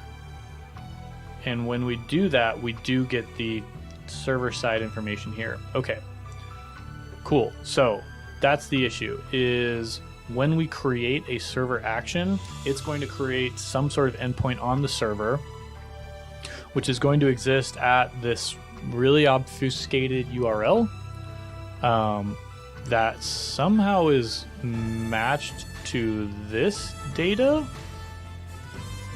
Testy. And we can see that the form itself, yeah, corresponds to that. Okay, that's interesting. But it does provide us with an action. It does provide us with all the things that we need to make the form. And I think the cool thing here is we can actually go back. This is one thing that I did not like about QuickCity, was that they didn't let me basically build my own form like this. But I can here, and I can say that my action, that my action is going to equal the action dot URL. And I can say that my method is going to equal post. And I think if I do this, I also have to prevent the default behavior or whatever if I want to like not reload the page. But let's see. So we are down here, right? So I'm going to submit this form. It's going to reload because it's a basic HTML form. It's going to submit the data to this route that Remix is creating for us, or not Remix, SolidStart is creating for us, and it's going to receive that data. That is beautiful. Because then what I can actually do is I can return a response. Let's say the response is okay. I'm going to return a status code of what is it? 204, I think. And I'm going to return some headers with a location of slash. So I want this to actually return back home. So let's go back, let's reload, let's submit this, and it returned my information. It has a whole bunch of stuff in the URL, which I have no idea what all that is. My form has an action there. I don't know why this question mark is coming here. That's weird. But ultimately, I submitted to Testy, and Testy returned 302 found, and then returned the location here with all this information. That's weird.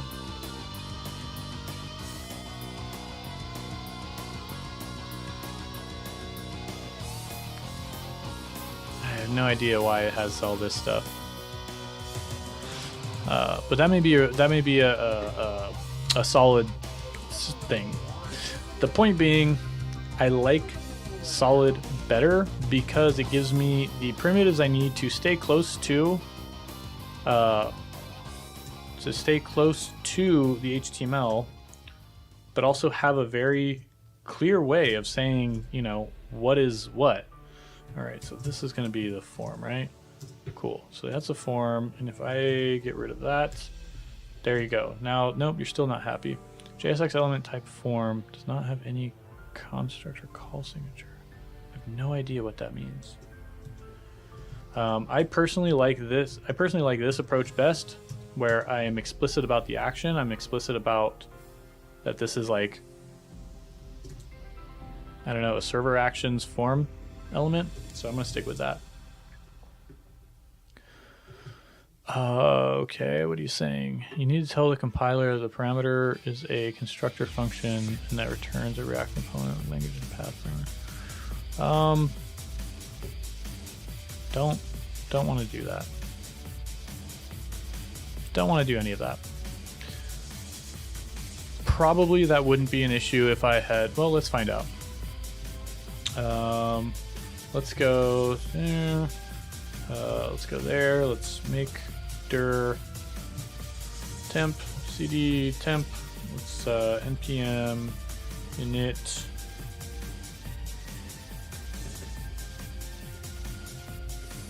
Sorry, just gonna start this one more time. Getting started. No, SolidStart. Project setup. Just want to see what the difference is when I do a TypeScript thing, just to see if there's anything that I'm missing.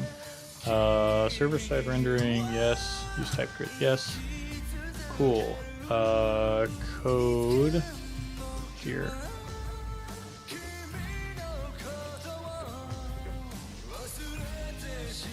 No, don't create the file. No, what are you doing?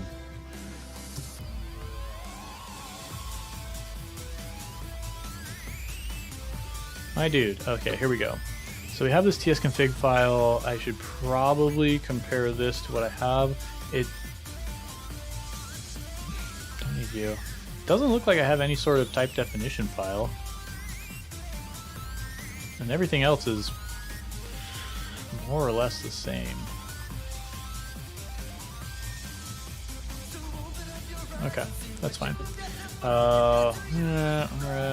Rf temp cd copy and npm run dev.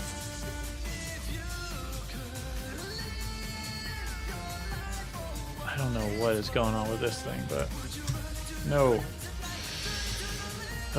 There we go. Okay, leave it there. Cool, that makes sense, yes. Let me open up my tsconfig file. Let me see just what the difference is between mine and theirs. Allow synthetic default imports. ES module interrupt. Module resolution, JSX import source.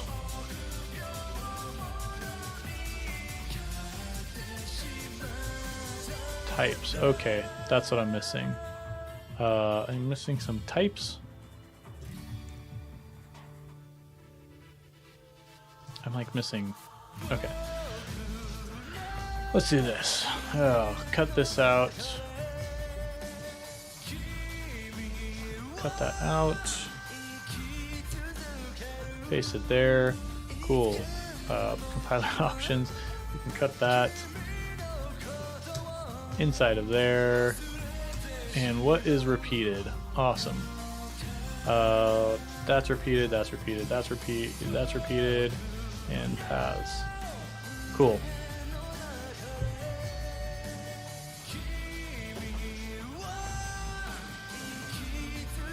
I don't know. This looks fine to me.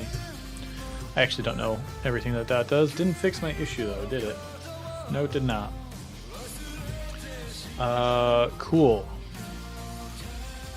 But there's no parameter with that name. Ah. Look at that. Oh, son of a gun. What is... What is this? Interesting. Okay, so Solid is giving me some hints here that destructuring breaks reactivity. Did not know that. I'm going to save this as is, and we'll get back to this in a minute. This should be like that.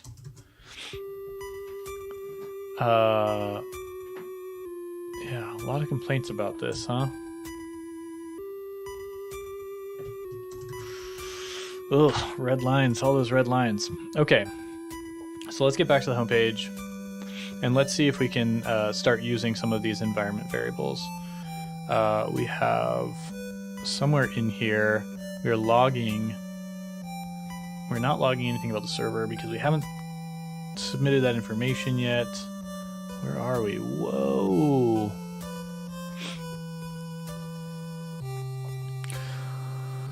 Okay, OpenAPI. The way to start working with OpenAPI is to install it.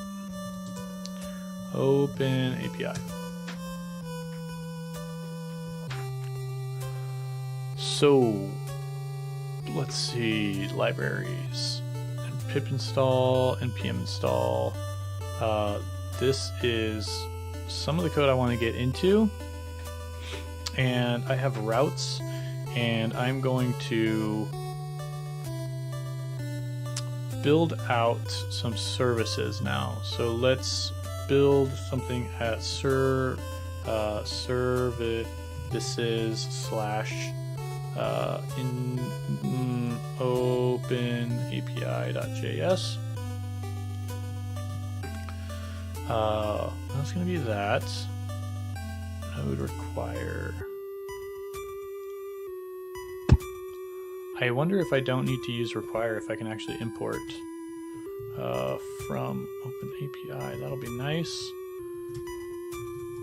Import from OpenAPI, and find module OpenAI. That's weird. It should exist.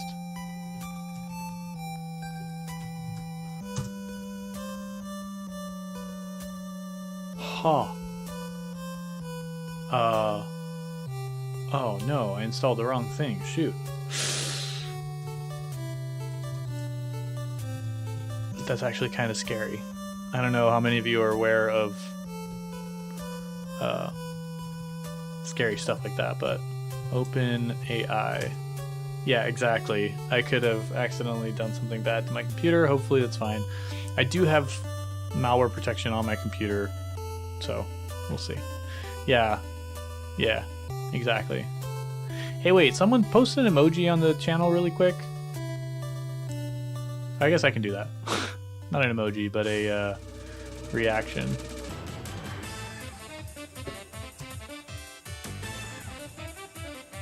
I thought I had something set up. Have you guys? Oh yeah, there you go. Oh, they're in the background. Okay, give me 1 second. Give me 1 second. I'm working on my setup here. I don't know if y'all have noticed, but yeah, I made some changes. Trying to make my channel a little bit nicer.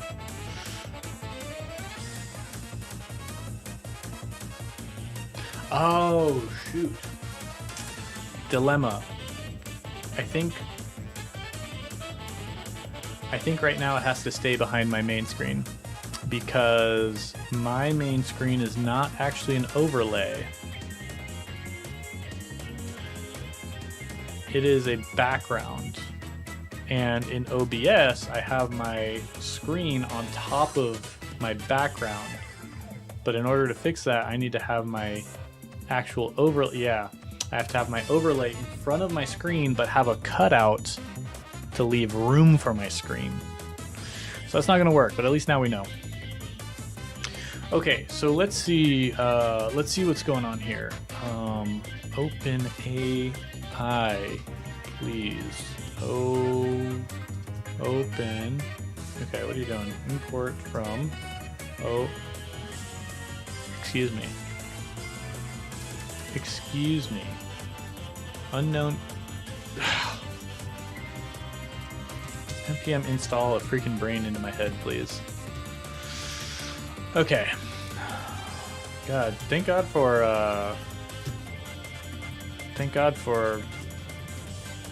autocomplete or IntelliSense. Configuration. Okay. This we're not going to run yet. We are going to export default new OpenAI API. And that's what I need to figure out if I have this. So entry server.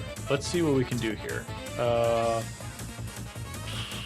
Console log process.env test. We're going to do the same with .vtest. And then we're going to do the same thing with import.meta.env these things. And with that in place, we do have the first and the fourth, and that is the first and the fourth. Awesome. Cool. Okay, env, let's do I have first and second.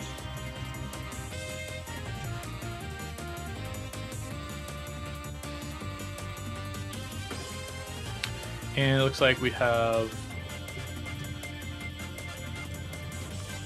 when we run our dev server,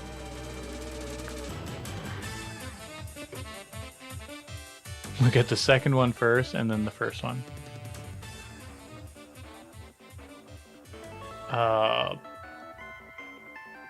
That's interesting. If we reload the page, we get just a GET request. Okay. Something like that. So I think I have access to this one without having to do .env anything, which is kind of nice. So maybe I can uninstall .env.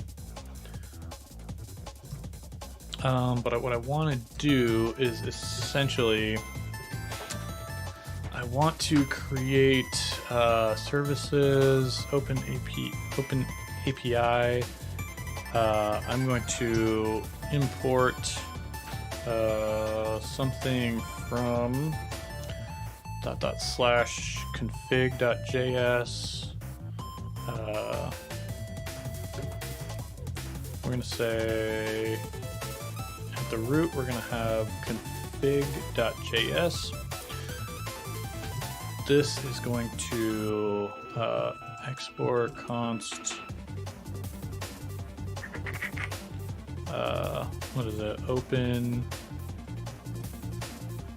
AI keys equal that. Process env.test for now. Open API key.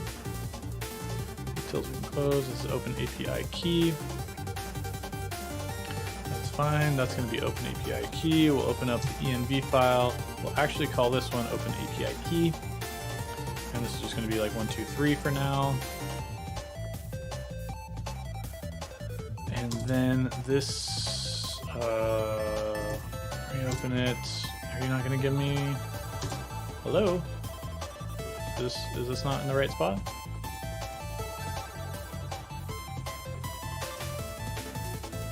Config.js. Okay, not complaining now. There you go. Open API key. That's going to come from my configuration file. And then I need to, I want to npm install Zod.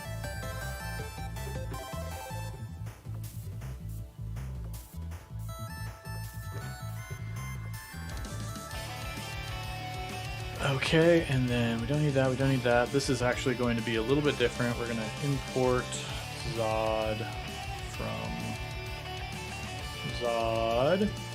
This is actually not going to be Zod. This is going to be import Z from Zod.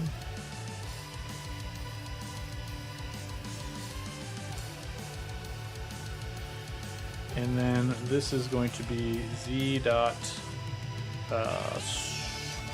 string dot parse.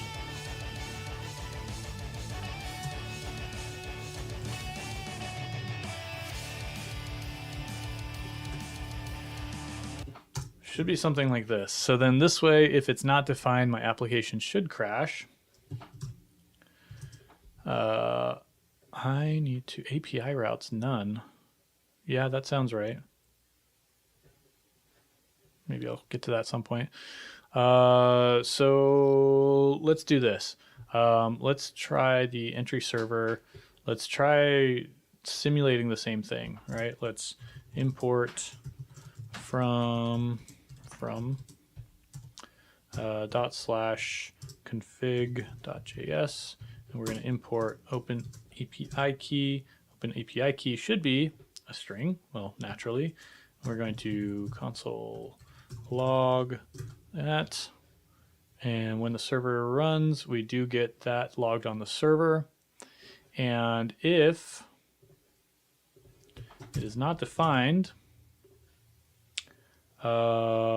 we don't get a crash. So what's going on there? Or maybe it did start.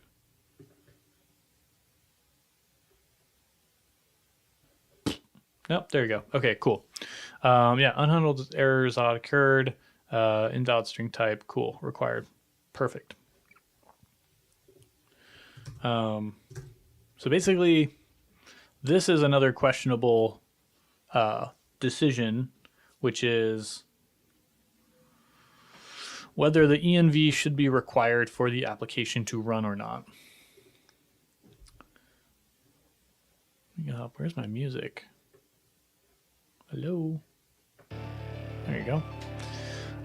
Throw that question to the chat. Should an application fail if it's missing required keys? Now you could start your, you could include an env file with example keys.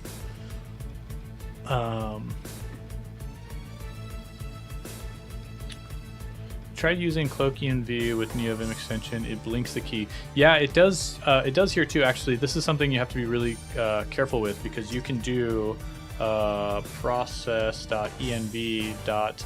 And even if I don't access it, you can see here that the auto suggest actually includes the values in it, which is kind of an issue. The key isn't required.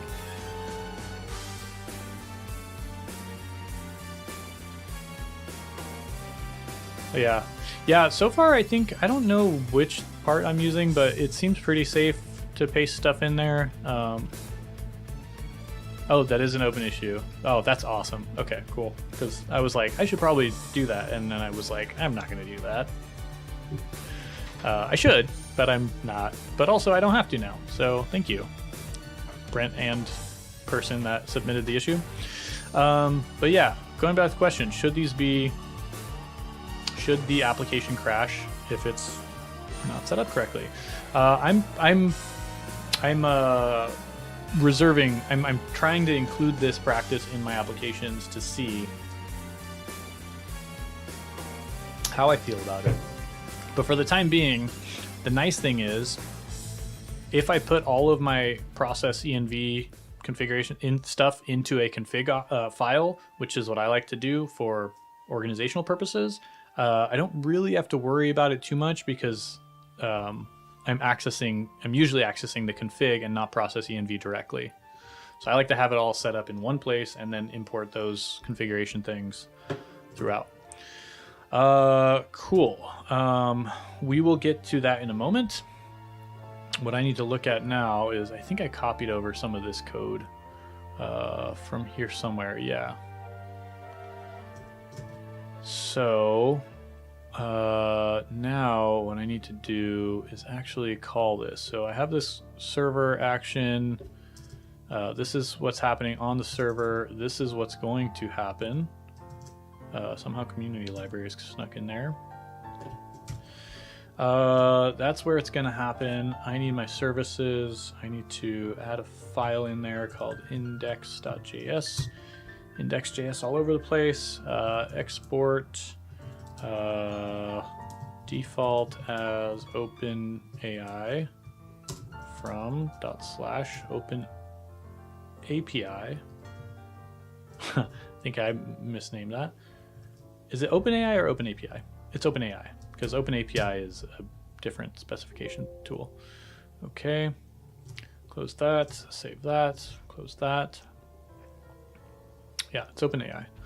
So now I have a folder for my services for external things that are not happening inside of my application. Basically any sort of IO probably. And then we have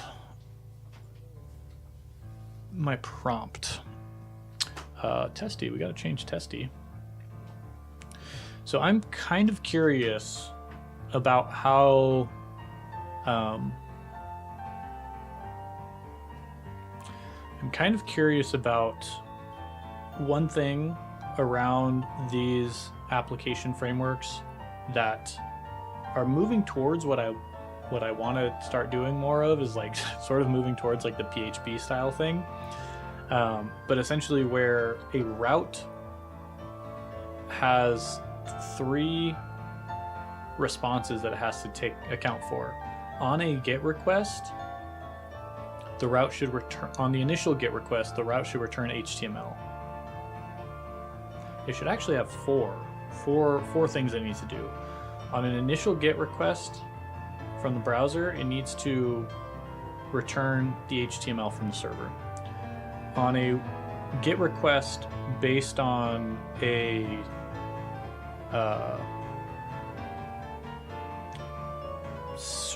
client-side navigation, it should return the JavaScript required to modify the page, not the or it could be the HTML or whatever, but basically, no, it should be like JavaScript, the minimum amount of data to do client-side navigation.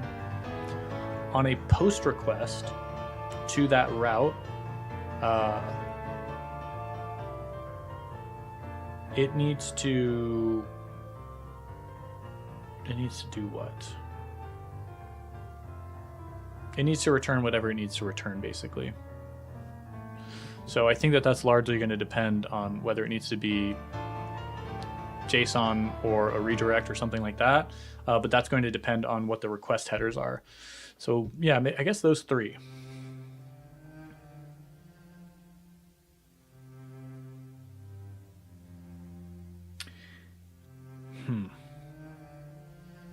I guess a GET request could also happen on this with a form, but that would reload the page. I'll have to think about that. But basically, like loading data or doing a mutation or something. I'll have to think about that. Okay, so we have our action. This is still a little red squiggly, and I'm not sure why.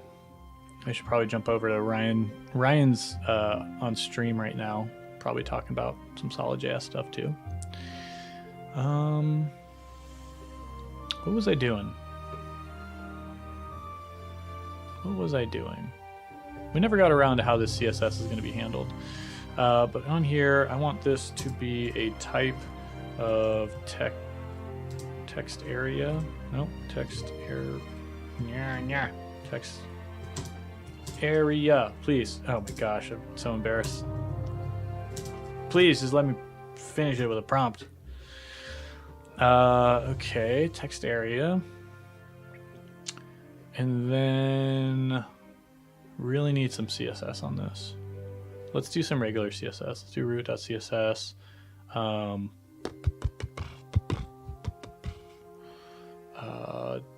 Okay.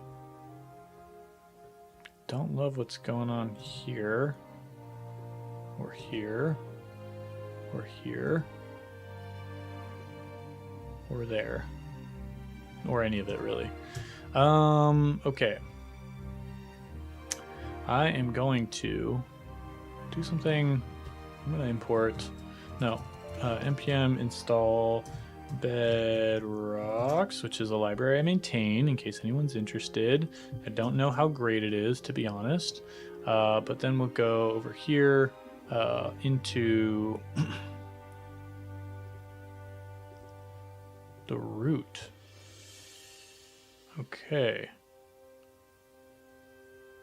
We're going to import Bedrocks.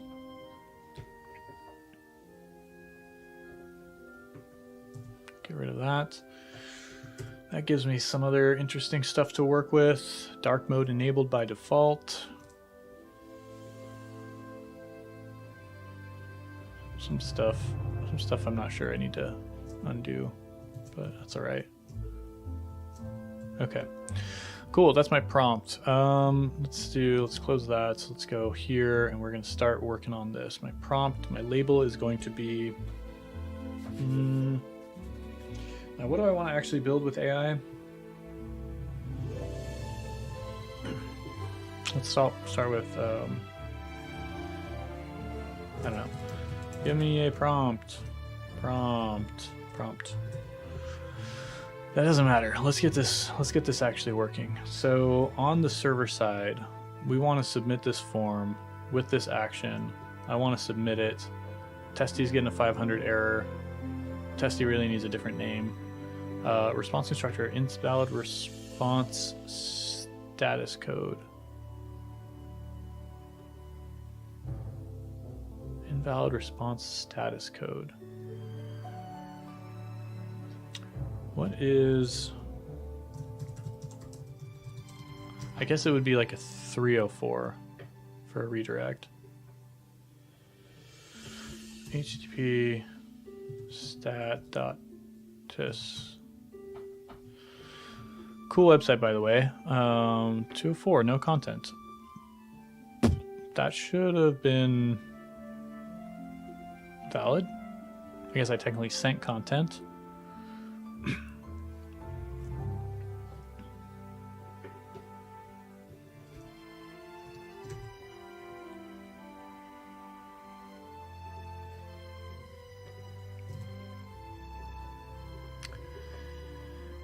Okay, still invalid response status code 204. Huh. I don't know. I don't know, but let's continue working here. So the post request comes in, we get some server form data. That's where I was going to go next. Is I want to validate my form data. So form.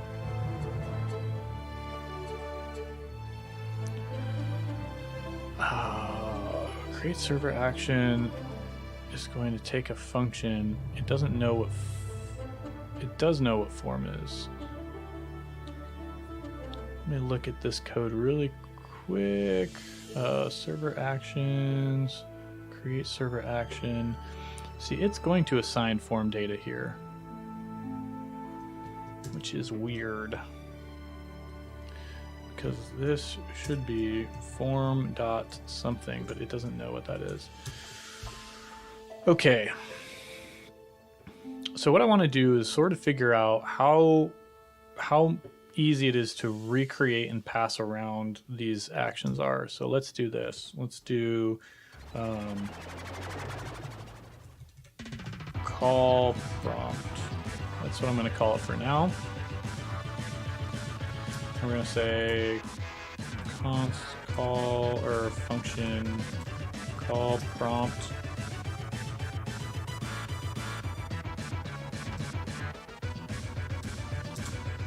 Can anyone name what song this is from, or what song this is, or where it comes from?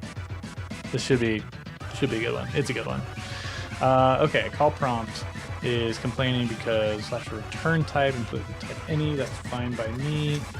I really don't mind implicit return types.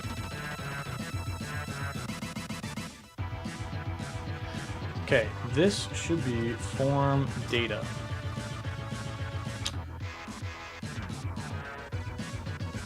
And this should be args, a function with args of form data, event of action data.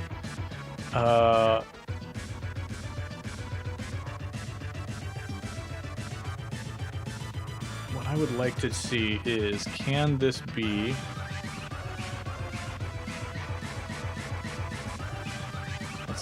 Can this be commented out? And can this be at type create server action?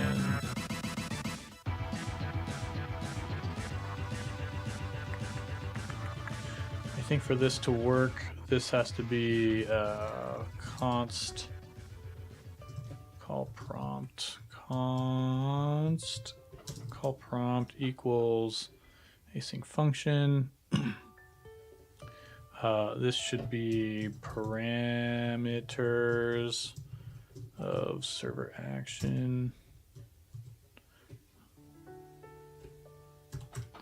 The first parameter, there you go, which means that form is still unknown.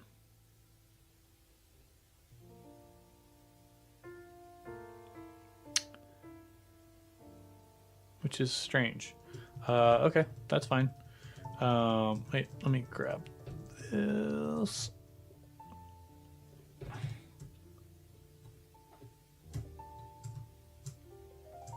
Shoot. Okay, let's call that. Delete that. Restore this. This should be parameters of create server action. First parameter. No.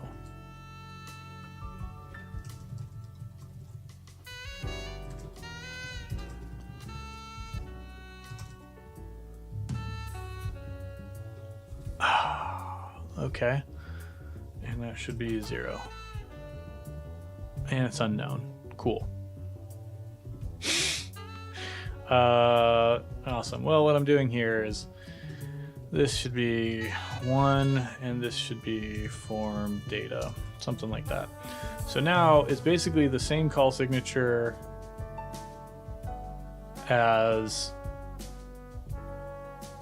yeah, it should be the same as whatever comes from create server action. Should match the signature of this function here, which for some reason args is supposed to be form data, but whenever you try to access it, it's unknown.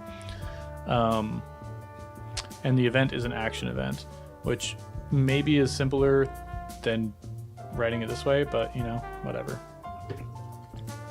Okay, so we've got that. I guess this should be type of. There you go. Cool. That's my form data. Great. So now we have a form data object and I want to provide some validation for it.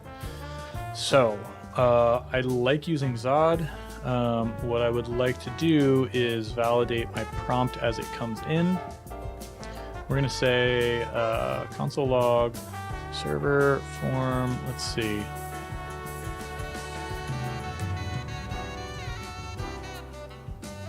Still getting a 500 error because I still haven't fixed that problem. So we're going to say response is that, whatever. And we won't have the headers. Fine. We'll have response. Okay, cool. Cool story, bro. Submit that. All right, we're getting a 200 now.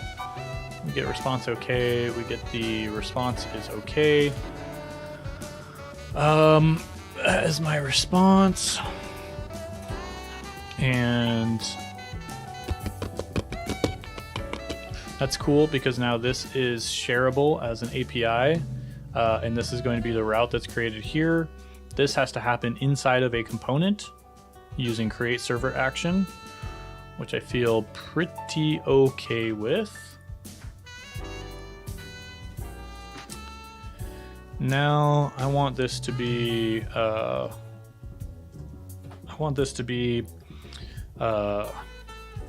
get request. No, this is going to be like status. Oops, what am I doing here? Status.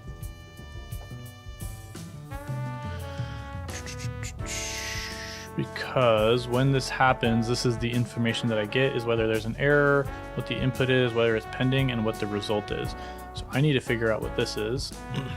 I wonder if I can return something that's just like return status, or like, okay, something like that. If I submit this, I do my network, I get my status, I get okay. In my console, I get result is the object with the data. Fucking sweet. The input contains the form data that I sent. That's excellent. And this is the part, I mean, I didn't get this far in SvelteKit, but this is the part that Remix does that is also just excellent, giving you access on here. So the status here, this is the interesting thing.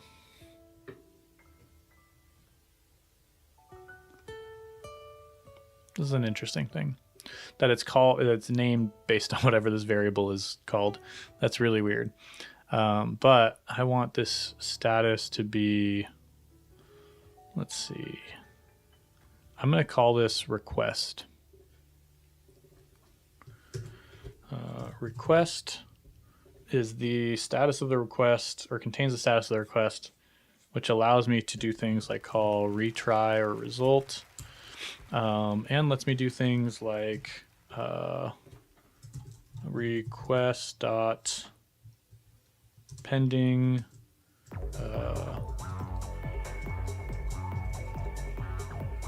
loading, otherwise we'll do submit. Cool. Let's see how this looks. Yep, that goes pretty quick, really quick. Cool, that matches all of my network requests. What if I do it really quick? This was a test on quick that did not pass. Does my action cancel previous requests? I don't know. We'll get to that in a moment. I guess we'll get to that right now. Await new promise.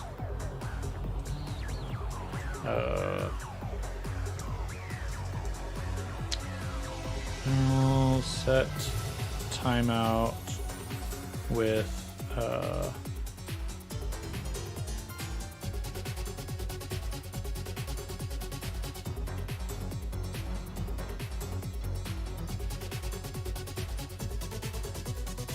how do I do this again? Oh yeah, resolve. We'll do 500 milliseconds and we'll resolve it with done. Cool. Okay, does not catch, does not handle race conditions. That's worth noting. Okay, but we need to grab some information from our API now, or configure our API. Yo, Nutella Sandwich, what's going on? Glad to have you. So now I need to import some configuration stuff from /config.js. We're going to import, no, we don't need to import the configuration stuff. We need to import from our services. From services, index.js. We're going to import the OpenAI API. And then we are actually going to send this pretty soon. Almost there. Almost there. What I want to do is do the form validation. So this should now be form.get. Yeah, cool. Form.get prompt. Get the prompt. When I submit this, I have submitted that recently. Okay, let me look at what I got here. The server gives me some form data, which is the first thing. Yep, form data, which should be a form data object, and in fact, kind of is. I think it's like a pseudo form data object because it's on the server. The second thing contains the request, which contains the actual access to the node request object. I like this, that Remix does not easily make available. But with a node request object, I can do all sorts of things like write directly to the file system or all sorts of cool stuff. And then on top of the request object, we also have information about the client. Locals, I don't know. An internal fetch function. And we have access to env. Interesting. Very interesting. I don't think I need that, but let me see what that is. Context.env. So let's submit that one more time. See what we've got. Server modules dev manifest. I don't know. Doesn't give me a whole lot. Doesn't give me a whole lot. Where am I? Root. Oh yeah, server. Right. We can get rid of this now. We can get rid of that. We have that set up correctly. Don't need that. And what we're going to do is I need to validate. Okay. So what I want to do is Zod form data validation. How to validate your form data with Zod. Install Zod. Post schema is that. Around submit. Post schema.validate form data.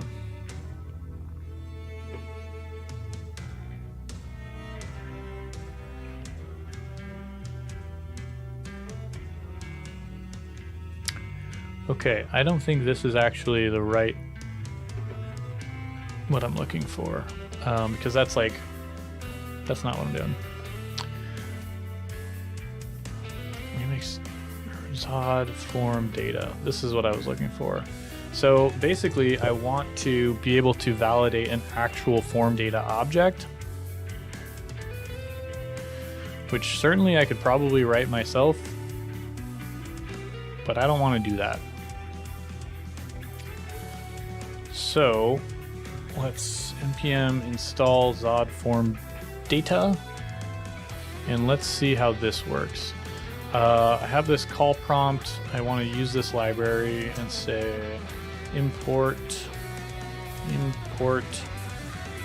from Zod form data.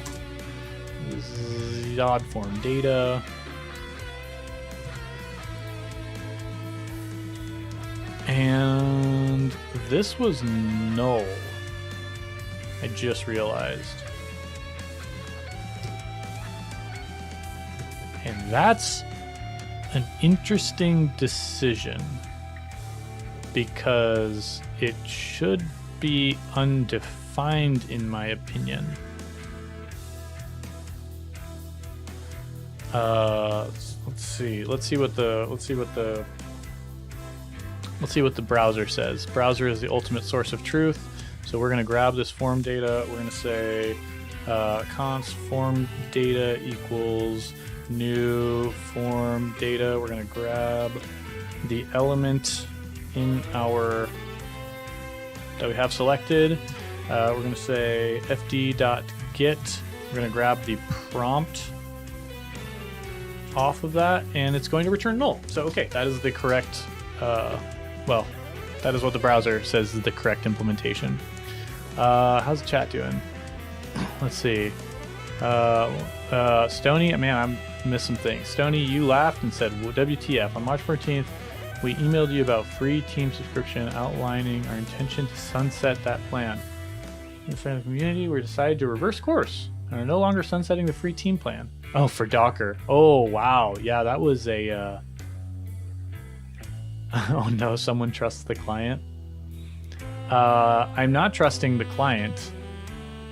I'm saying that the browser implementation is the universal truth, that if we can use that across environments, it's great. Actually, it does. I don't know how great it is, because as I've used Remix, I see that there's like a serious blurring of the lines between client and server that can be confusing. And if you're a junior and you don't understand that, for example, I know that this is server code and I know that this is browser code, and technically this is browser and server code because it's going to render on the server and then live in the browser. It's just blurring lines. It's getting really confusing. But fortunately, there's tools like Solid that makes it very clear what the server code is. This is more clear, I think. Quick does a similar thing, but not as well, in my opinion. Svelte also does a similar thing, but they go really far, and that you have to have a different file that's like the server file. And Remix, I don't think Remix is quite as explicit. But all of their server stuff is kind of nice because you have to write it in a specific loader or action. Whereas here we can see I can write my solid stuff in just a random function and then pass it to create server action. So I don't know. It's hard to say.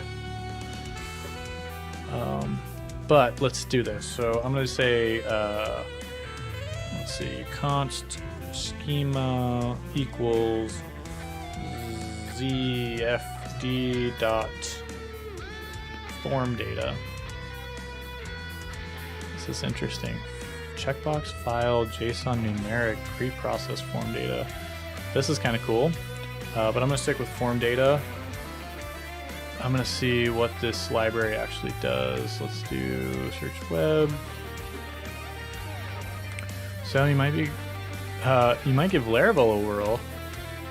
That actually sounds pretty fun. Like as I've hung out in the JavaScript world longer, and like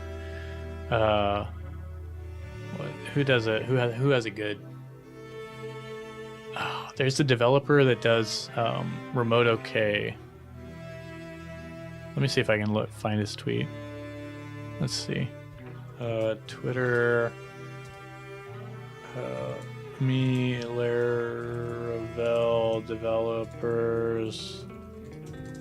I don't know. JavaScript developers.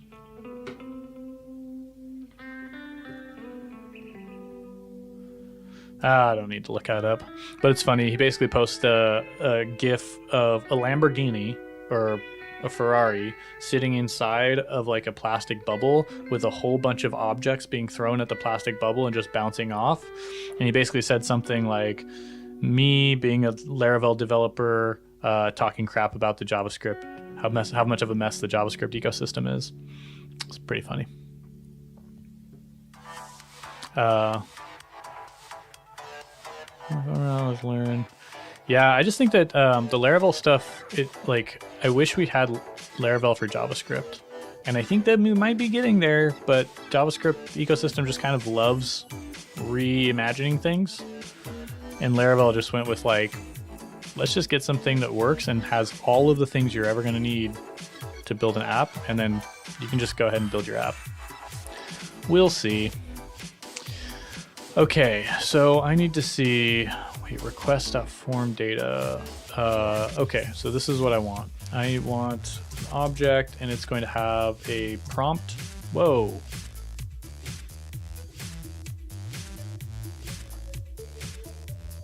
What is it?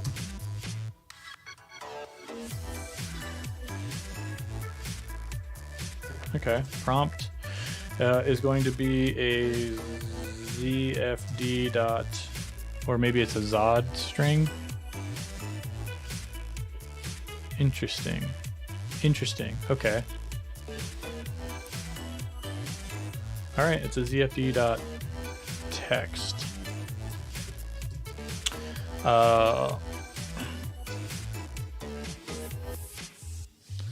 And then how do I do this? I've got my schema.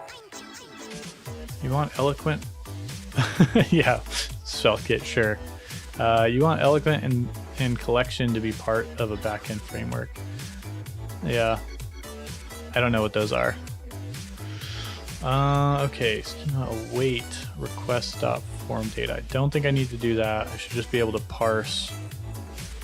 So let's say my data is going to be dot parse my form, and then I should be able to grab my prompt out of here, and we're going to say console log prompt.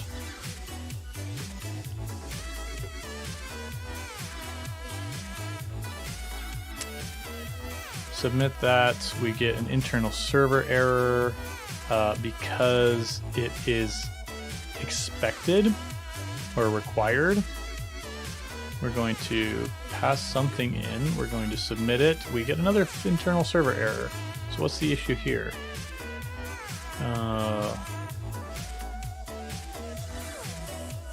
Okay, let's try one more thing. Let's say here we're going to console log form.get prompt.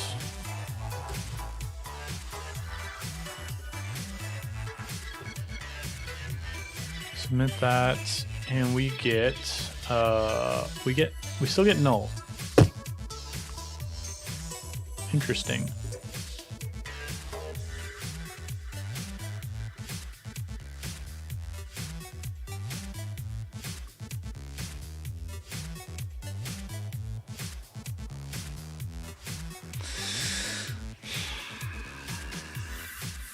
Okay, let's check the network. Network sends a request, has a payload, is not sending the data. And my text area does not have a name. That's the problem. Cool. Oh, gotta figure this part out again. That's right, because we don't actually give it a name. So let's go const shared shared. Let's see, adders is going to equal props. I'm going to replace this with adders.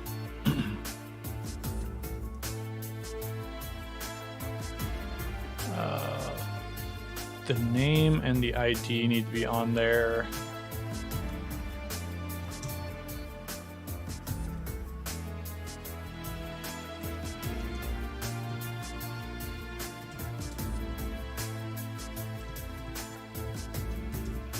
Something like that. Whoops. What happened there?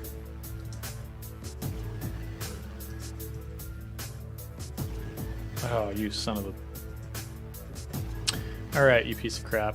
Let's do this. Whatever. You want to dance? Let's dance. Props. Cool.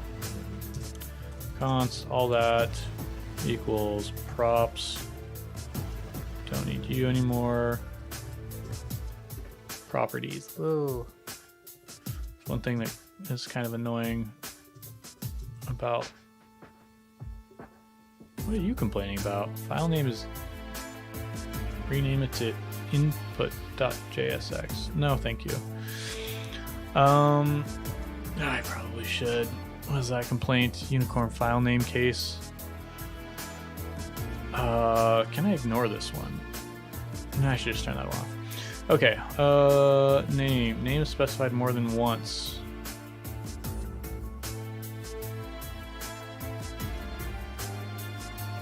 Right, that's because this should be up there. There you go. So we grab the properties. We assign the ID if it's not assigned. We assign the name if it's not assigned. Label and type we pluck out. Name we don't technically need to reassign, so I guess I can just Yeah, don't need to do that actually. And then I need to just copy this onto my text area. Now all of my attributes should be set. You're complaining about something. It's not assignable. HTML text area is missing the following properties, except align.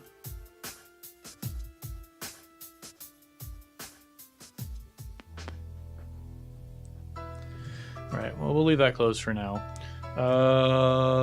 See? TypeScript having me catch errors. Great. That is not working as intended.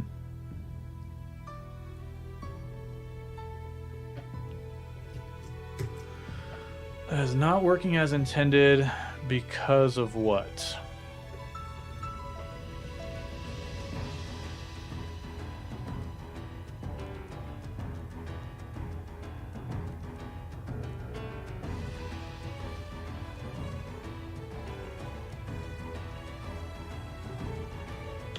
Well, I think according to what this was complaining about, I shouldn't be destructuring properties anyway.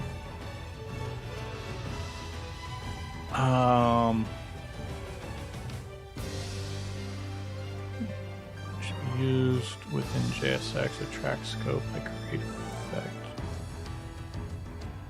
Okay. Problem is, I'm basically adding all of the attributes that should not be there.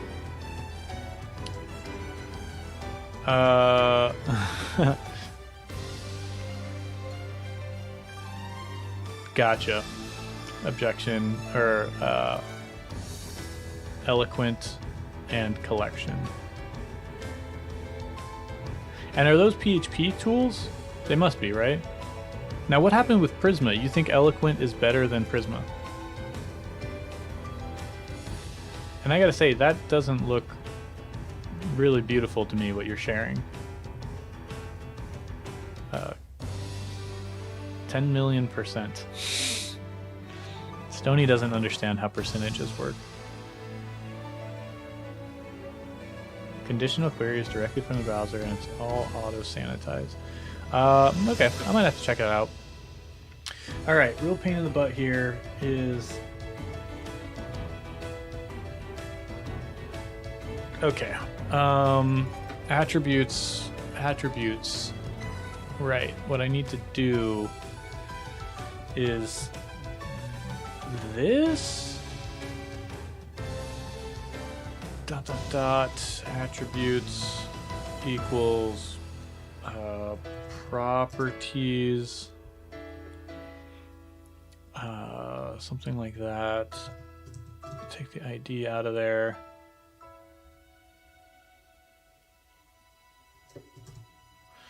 And then I want to take the things that I don't want shared. So type.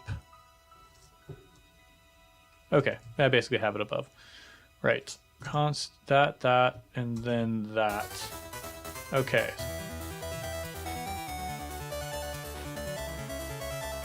We do that, and do that. And then we're going to do attributes.id equals that.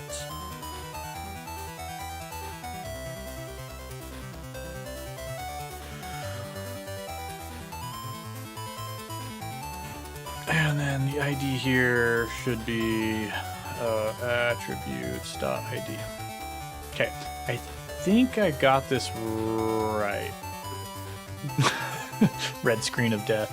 Okay, so we get, yes, we got the name and we get the ID. And then if it was a regular other style input, like a text input,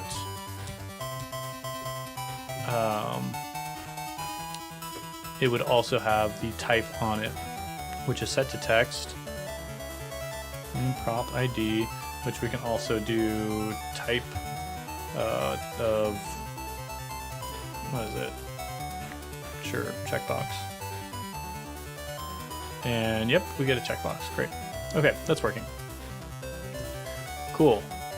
Yeah, that's an okay way to do it. I'm gonna switch attributes to just ATTRS, and I bet it's gonna complain because that's what happened last time. Freaking, what is it? Unicorn. Prevent abbreviations. Sure. Whatever. Okay. Happy with that. With that submitted, we can send this. We send it. We get our network request. We actually are sending our data now. And what was that? All right. B1, thanks for hanging out. Yeah, I'm going to take off here as well. We got our information. We're sending it to the back end. I'm going to continue this with the actual OpenAI prompt stuff shortly. I think I'll actually finish it and get it ready and show essentially what we've got. So we've got the prompt. We don't need the prompt here. We're basically doing this. We're going to do the prompt is coming in from the service. Response, we're awaiting the response. We're sending the prompt here. We're applying the model. We're saying the max number of tokens, which is how much we want to spend on this request. We're using a temperature, which is how much variability or creativeness we want this request to make. And otherwise, we have this response. You know what? Let me do one thing. I'm going to return the response. And this will be where we finish.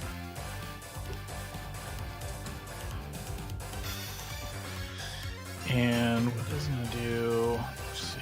No description, that's fine.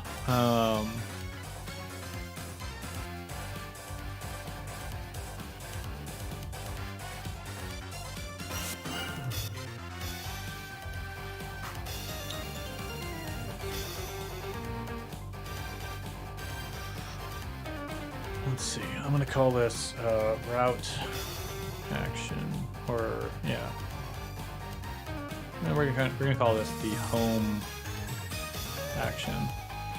Okay, so home action is to do this stuff. It's going to do some validation checks for us. That's great. I should probably set up some sort of like middleware thing that does some validation middleware. That'd be cool. But once this is done, we have this prompt, we pass it to the AI. One thing I need to do is set up my OpenAI keys, so let me do that really quick. OpenAI.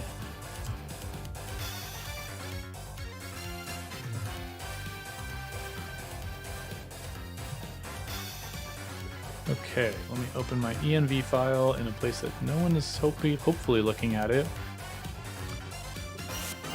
Going to replace the existing one with that. Going to get rid of that. We're going to close that, bring it back here, and we're going to do a prompt. Let's see. Tell me a joke about Stony Eagle. We'll submit that. We'll get the request. We're going to get a response. Internal server error. Let's see. Internal server error. This error happened inside a server function, and you didn't handle it. That's fine. Hopefully this doesn't expose anything crazy. Status 401. That sounds like I'm unauthenticated because I should not be unauthenticated.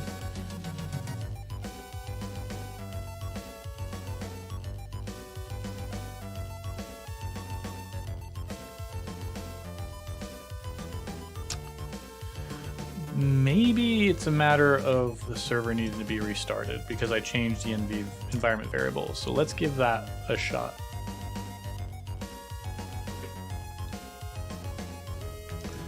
Tell me a joke about Stony Eagle.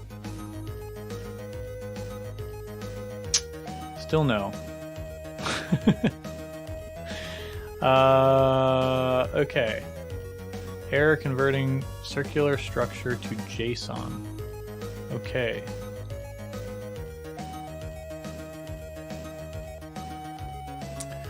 Okay, let's console log this. Console log response.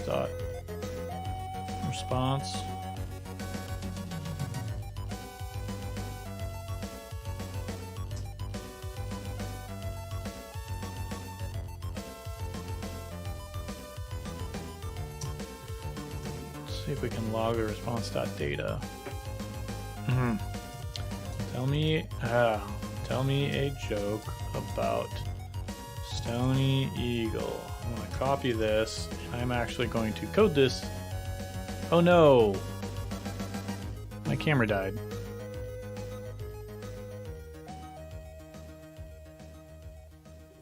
No problem. I think it's no problem. Oh. Hey, what the heck? Alright, let's see.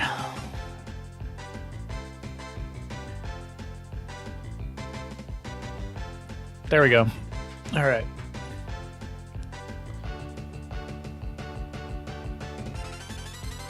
One second. Whoop. Stupid. I freaking hate that camera. Whoops. There you go. Good enough for now. We'll finish up the stream on that. Okay. Right, so I was going to say text area and the value is going to equal this. Unfortunately, that also means we have to edit our input component to say that the text area is going to... So we have to pull the value out of here. Value is going to equal an empty string. If it's not already defined. And then the input type, the input value equals the value. And then a text area, of course, has a value inside like that. Did I get that right? Reload the page. Looks like I did. Let's...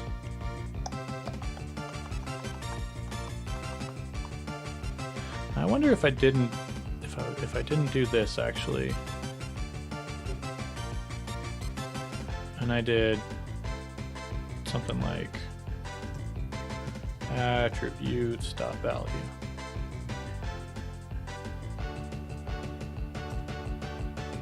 Okay, fine when it's defined.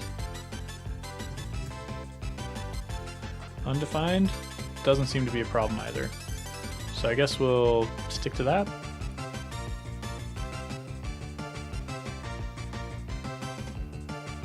One problem with that is if I have a value here, no, apparently not. Value, no, yeah, there it is. I don't want that there. So I do want this approach. Got to be careful with our DOM. There we go, name ID, perfect. Tell me a joke about Stony Eagle. Let's go, network, submit that. We get a bad request, of course, but we do get some JSON here. So maybe that's the problem, is I need to return the response.data.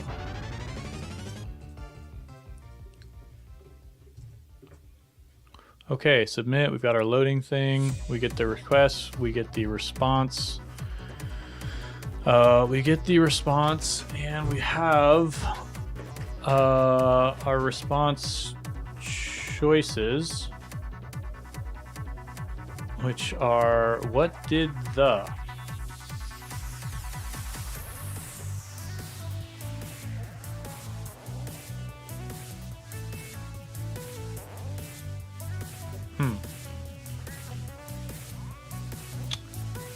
Not sure what happened there, but that's fine.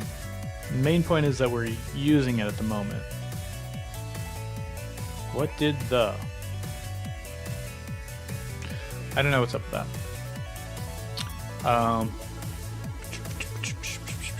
Too much to joke about. Yeah, you don't like the camera flipping. I'm sorry. Whatever. We're gonna live with it until I find something else that I like better. Okay, so we are sending our data. We're doing that.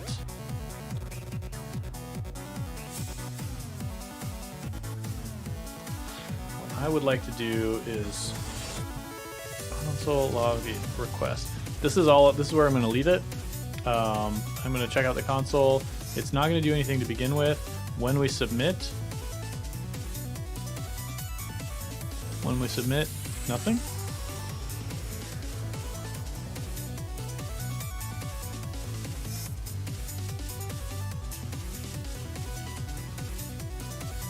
No, what's going on there?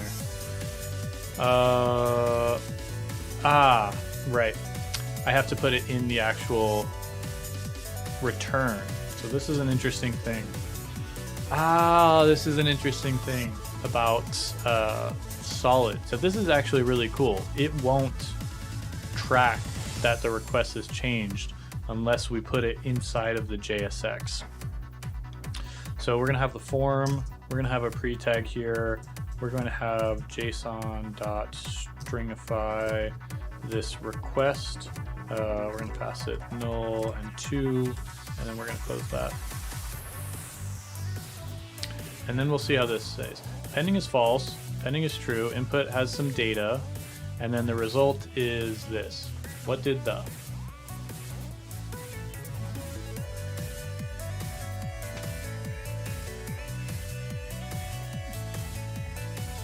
Before you made me stand next to you, you looking in the same mirror.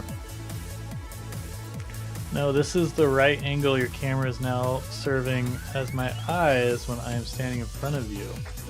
Are you though? Like how do you really know?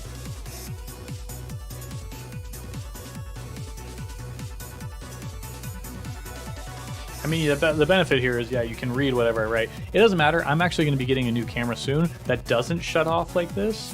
But yeah, apparently about 2.5 hours is my camera's limit. And on that note, I'm going to call it for today. This is as far as I'm going to get. We did a lot with HTML forms and JavaScript. We did a bit with Solid. And we did a bit with OpenAI. And I feel pretty good about the state of the application right now. So I think this is going to be it. This is the one I'm going to stick with. And from here on out, we are going to continue working with Solid.js and building out cool applications.